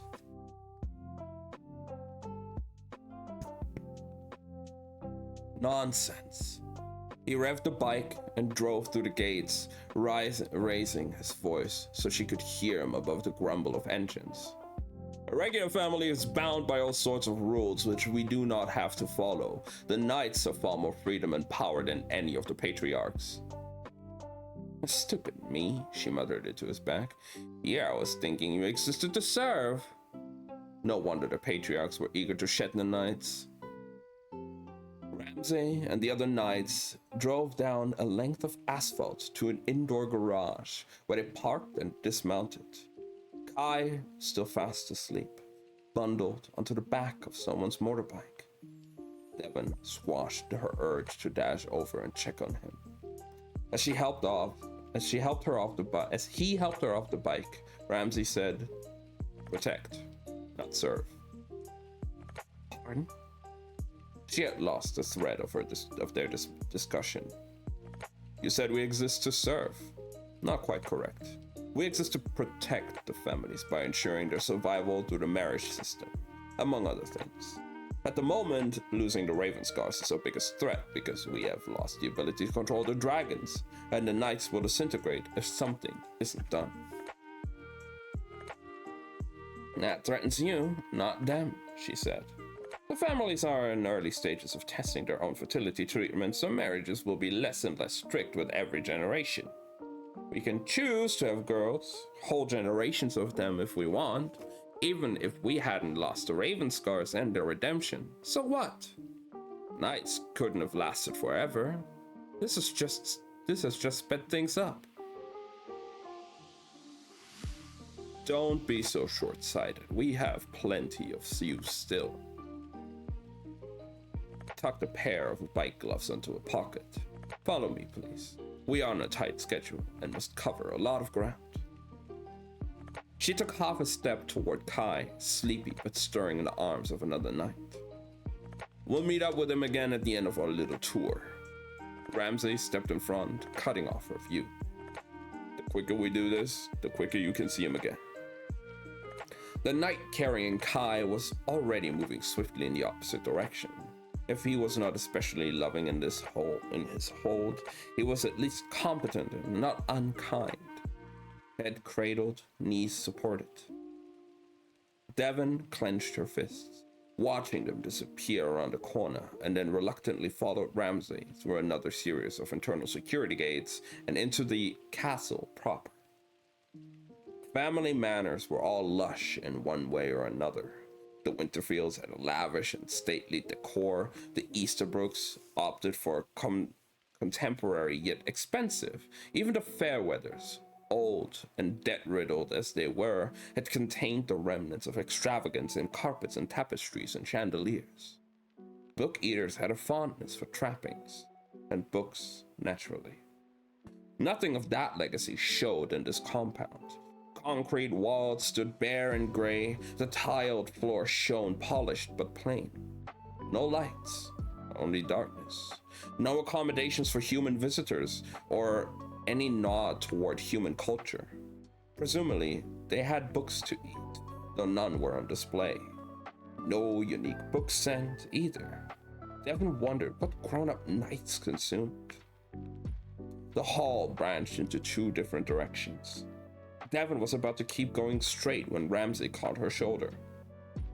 Not that way. She let herself be nudged down the other corridor. What's down the other route? Barracks and training. Nothing you need to see. He put a hand on the door. We'll take a round to the dragon pens instead. Pens? An in-joke. In the corridor beyond were a series of cell doors, with viewing panels at head height. Some were open. Heart and throat, she stepped closer to peer through thick glass. A solid white room, the walls and floors layered in white soundproofing. Not much space, 8 feet on all sides. A white table with one white chair, insanely bright white lights, which would be annoying even for a human, and was surely headache-inducing for an eater of any stripe. A youngish-looking dragon, 18 or so, was dressed in all-white clothes and curled an all-white bed, arms around his head. I don't get it. Devon stepped back, uneasy for reasons she couldn't quite pinpoint. Nothing in the room had been unusually cruel per se, and yet the sight of that cell made her teeth hurt. What's the point of this? Extreme sensory deprivation. Ramsay came to stand at her shoulder. Sometimes melodramatically referred to as white torture. We used it as a form of depersonalization therapy to keep the cravings at bay. Something must have altered the dragon inside. He raised his head and sat up, staring at them wide open, with wide, bloodshot eyes. She grimaced. How long do they spend in here? In where? Their rooms? His personal room? They all sleep in that kind of place? When not on duty, yes, which at present is most of the time. The dragon got up and padded over on bare feet, scrabbling anxiously at the viewing panel. He did not look at Ramsay at all, only Devon. That's awful. Typical princess mentality. Ramsay rolled his eyes. The lives they have now are strict, but it's still a striding improvement from 70 years ago, when they'd just be dead. The dragon pressed his face to the viewing panel, tongue hanging flaccid, saliva ran down the glass. He looked miserable, eyes red from frequent crying. This is cruel. Devon pressed a palm to her side of the glass, trying too hard not to imagine Kai in such a place. There must be a better way to treat them. Don't be stupid. Ramsay plucked her hand away and slammed the viewing panel shut, cutting off all sight of the dragon within. Hunger is a powerful thing, especially when it is a hunger for dominance and violence. Few people can resist the temptation to abuse power. The fucking irony of you saying that, she snapped. You don't care about Kai, and you're not talking to me out of kindness. Why are we here? Why were you coming to collect me yesterday? Finally, some intelligent questions. Let's get out of this area first. I do have a round table of sorts to show you, since you asked earlier.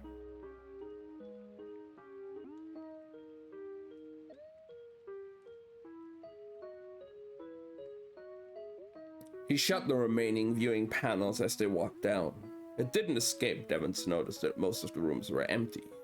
Come to think of it, the whole building seemed a little empty. Herbs, thank you for the follow. I appreciate it. Welcome in. Hardly any other people were walking around. Were knights leaving? Ramsay's innocuous decision to not walk her past the barracks took a new interpretation.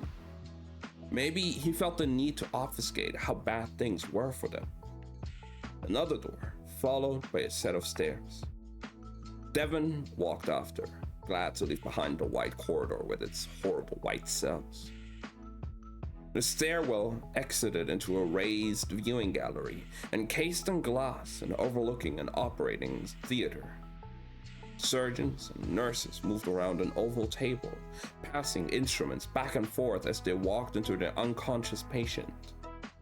Not just any patient, a small, dark figure. Kai! Devon slammed herself against the glass, thumbing with both fists. Kai! One of the surgeons looked up, squinted, and went back to work. The rest didn't appear to notice. I suggest you relax. Ramsey took his own advice, flinging himself into a viewing chair. The procedure will be done in less than an hour. Quick and painless, and your boy will never remember. She whirled, fists raised. What are you doing to him? Hit me, and neither of you will live to find out. Devon counted to 20, willing herself to calm incrementally. Everything was tipped against her, and she had to push it all aside, survive moment by moment. She allowed herself a shudder, tamping down on the roiling emotions. Sit, he said if she were a dog. We talk like adults, There was nothing else she could do.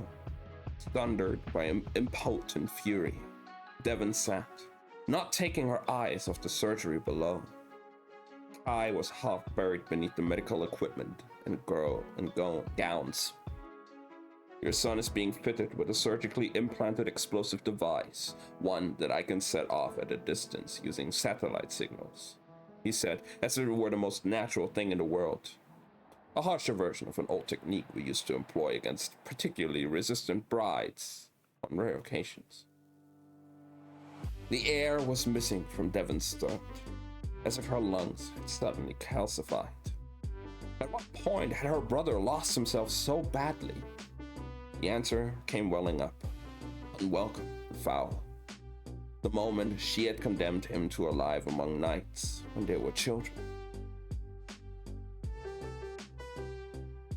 I thought we should get that out of the way, Ramsey went on.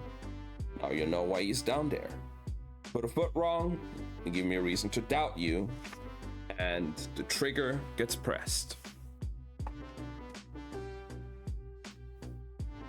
Try to take it out yourself, and you'll set it off. No matter the distance, neither of you will be safe. He crossed long legs with casual indifference. If you want Kai to live past today, or if you ever want that device removed safely, then listen. I'm sure it's gonna be fine, Angel. If you can't get any upgrades right now, it'll all be good. You get your next better weapon soon.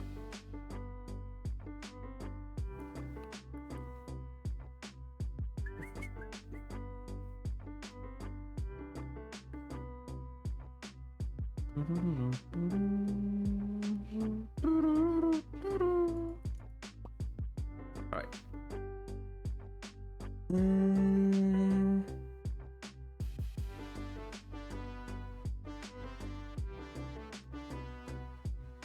If you want Kai to live past today, or if you ever want that device removed safely, then listen. You haven't told me about what you want yet. I want my order back, he said. Powerful, strong, protective, the way things are supposed to be. Through us, eaters have thrived in this country for the past century. That's due to the Raven Scars, she retorted. The Knights had nothing to do with the drug being developed. You just benefited from it. He ignored her. And yet many of the patriarchs resent that. Even though we were the ones to enforce marriages, keep the species alive, and drag the older families into modern times. They are not allowed to forget us so quickly. Do you understand? Devon certainly did understand. Ramsey was like a CEO trying to shore up a drying company, or a dictator refusing to surrender. It was always the same story, she thought tiredly. Just small, angry men clinging to fading power. They feared living without privilege because they'd abused it against others and were now terrified of suffering the same cruelty they'd routinely dealt out. Personally, she didn't see how reclaiming redemption or the use of dragons was going to save the knights in the long term. But that didn't matter to Ramsay and his ilk. He only cared how it affected him in the short term. Aloud, Devon said, "None of that has anything to do with putting an explosive device in Kai's body." "Can't you guess?" he said. "My commander and I have developed a little plan. Rather straightforward, and it goes like this. We find out where the Ravenscars have gone, and we get someone to join them. Someone who they'll believe and feel sympathetic toward, who shares their values and whatnot. And then we use that person to track the Ravenscars to their hiding spot and descend in the night. Capture them, take their drug supply, and wiring the siblings for information on how to make it." "That's fucking insane," Devon managed. "Yet here you are, Dev, falling out of the sky like a pot of gold with a rainbow attached. I could not have planned that fiasco with Madley if I had tried." He was laughing again. The whole world and its relentless cruelty was endlessly amusing to Ramsay. Pretend to go on the run from Madley's murder, and he will pretend to pursue. The Ravenscars, should they find you, will believe you are a fugitive, except none of it is quite pretend. Isn't this a wonderful bit of drama? Her head was reeling, her heart wrung with bewildered misery from the complexity of it all. Why would they ever want to find me? How am I supposed to join a random group of dissidents I've never met?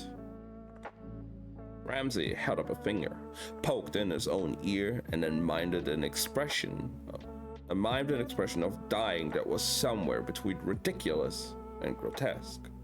Mocking Madley, she realized, and didn't know how to feel about that. Kai is guilty of patricide, as they are, he said. I think they will find you both very tempting indeed. Birds of a feather and all that must get lonely by themselves, eh? In the theater below, the procedure was wrapping up. Hands washed up, aprons crumpled and tossed away, gloves discarded neatly. Kai lay still and inert. I'm not a spy, she said. I'm not even a knight. I'm just authentic, he said, leaning toward her. Desperate, trapped, a good thinker on your feet, occasionally imaginative in a way that many of us are not. You are everything we need and more. Dev, perfect for the role. Kai was being wheeled away out of her agonized and fretful sight.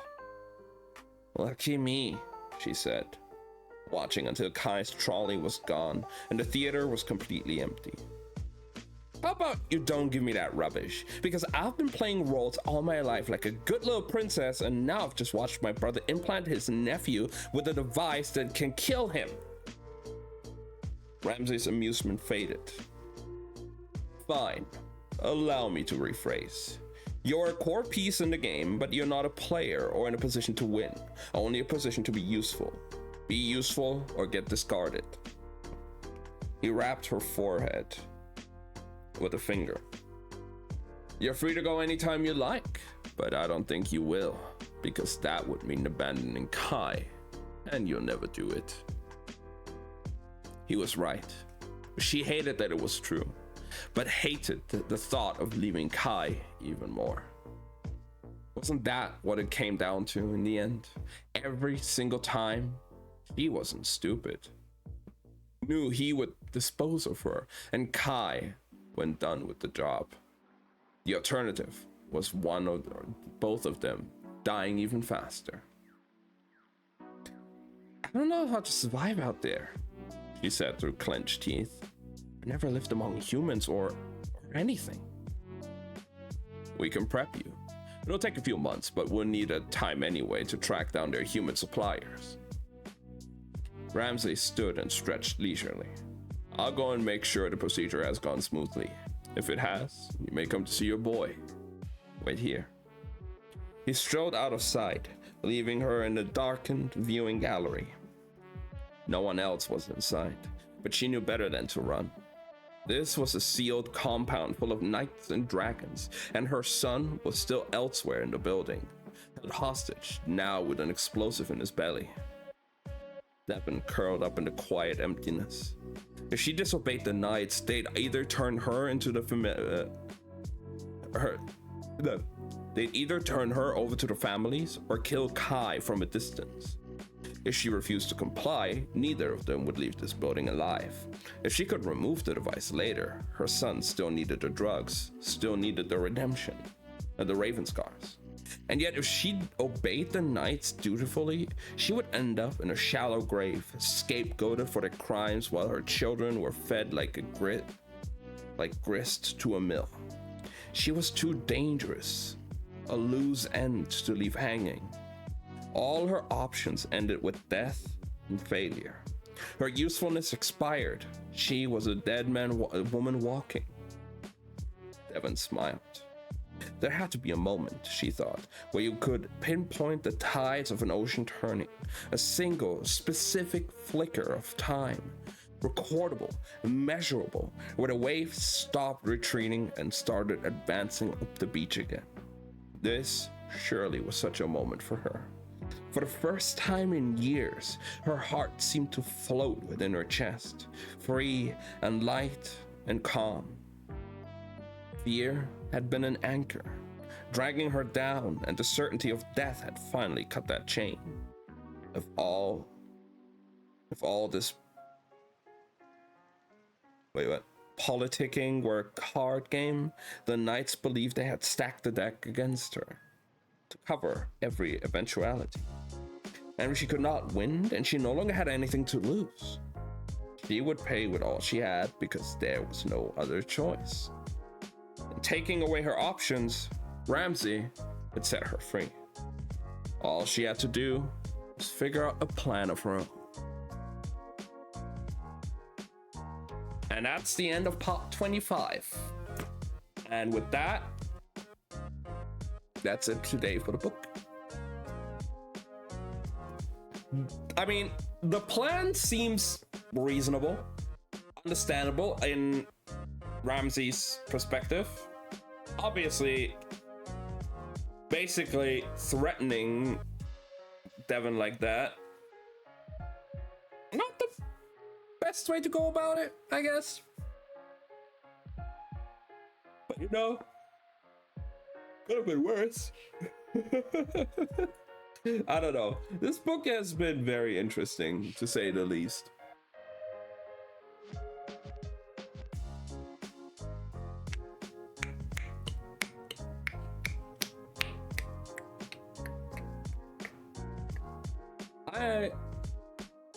I still say, out of all of the books we've read so far, this being the 9th one in the year, probably one of the weaker ones.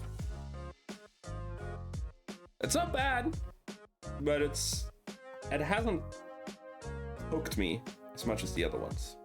That's for sure. You know when it's done? Yeah, we'll let you know. Sure.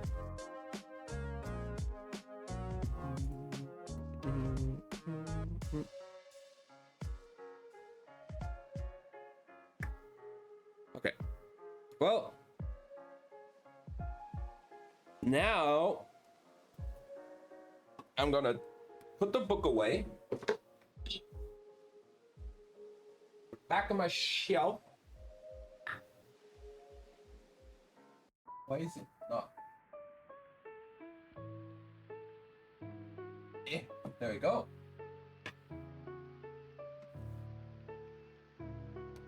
And now it's time for some Celeste. I gotta quickly change a few things around. We go over here. We'll stay here for a second. But I gotta do little things here behind the desk.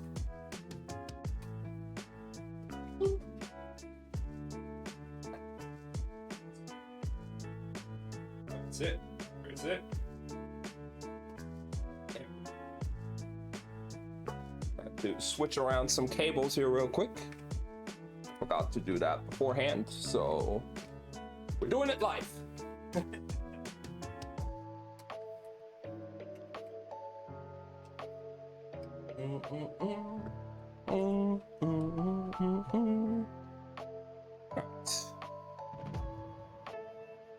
I'm gonna move this over here.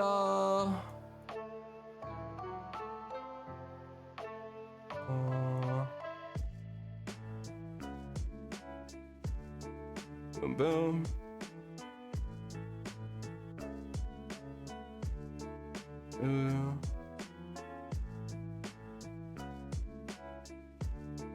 Hopefully I've done everything correctly. I did.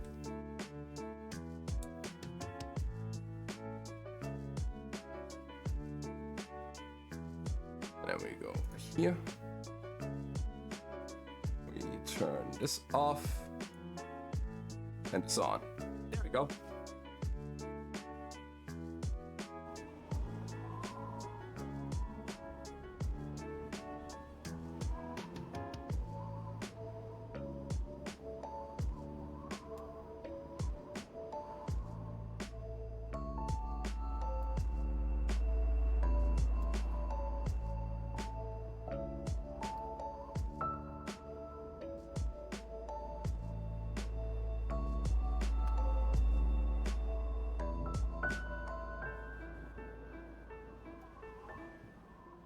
Did I?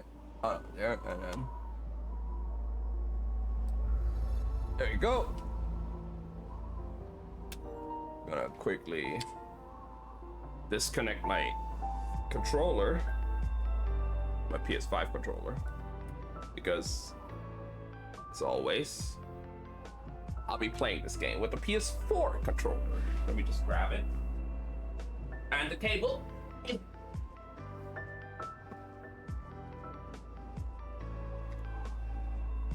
I still prefer playing it with a PS4 controller. So,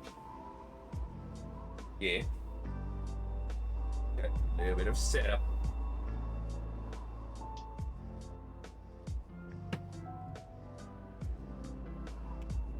There it is.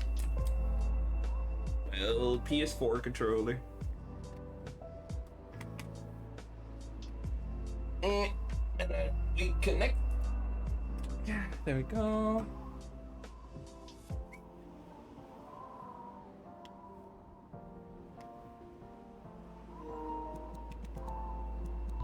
Nice.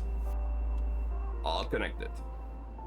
17,757 deaths. Holy shit. That's a lot of deaths. How come you use the PS4 controller? I don't know. I still feel like I have an easier time pressing certain buttons with it. And also the game is like very harsh with like your stick movement and everything. And PS5 controllers are expensive. I want to preserve this controller as much as I can and not like abuse the sticks like crazy. Oh my god. So I opt to still use my PS4 controller for this game.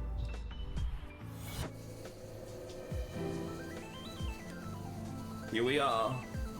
The final room of chapter 9. Oh my god.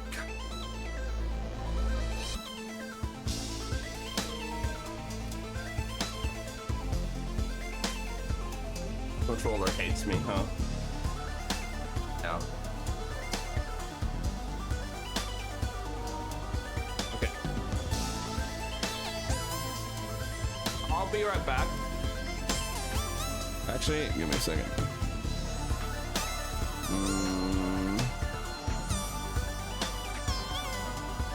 Turn this off, and then I gotta turn the game down a little bit on the end here.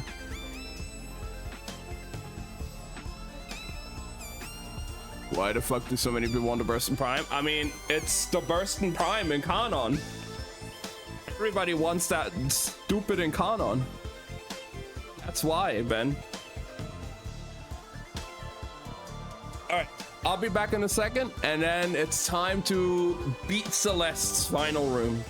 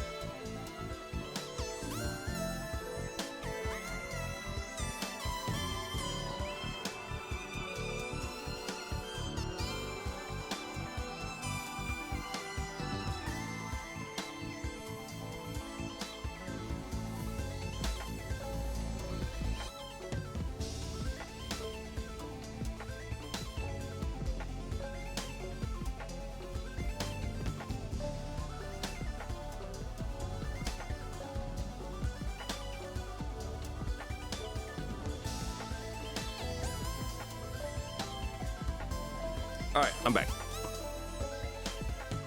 Like 12 people messaging for the set. All right, that's me with like critical delay and critical deceleration. Everybody just wanted that from me.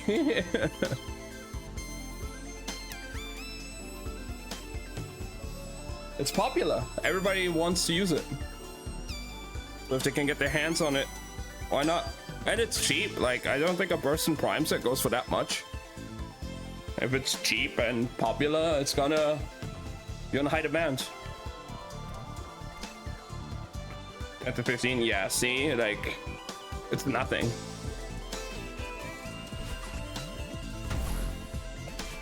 Oh shit. And so it begins.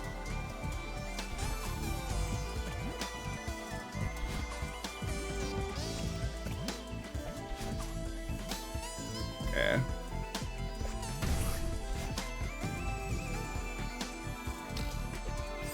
Ah, fuck.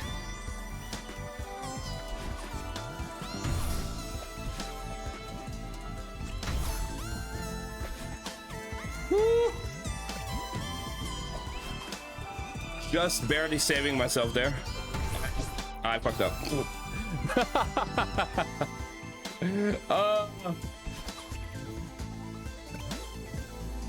Oh my god. There we go. Also, let me put my camera back in the top corner.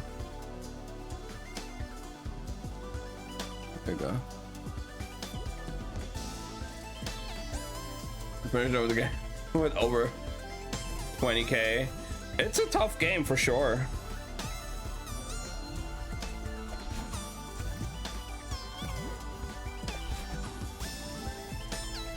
All right.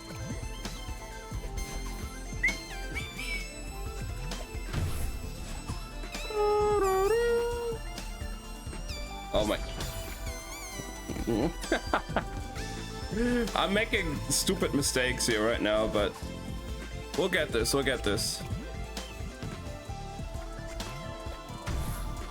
There we go.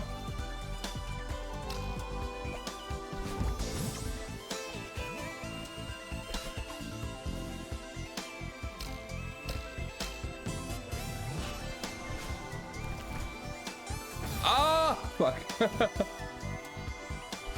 Oh man.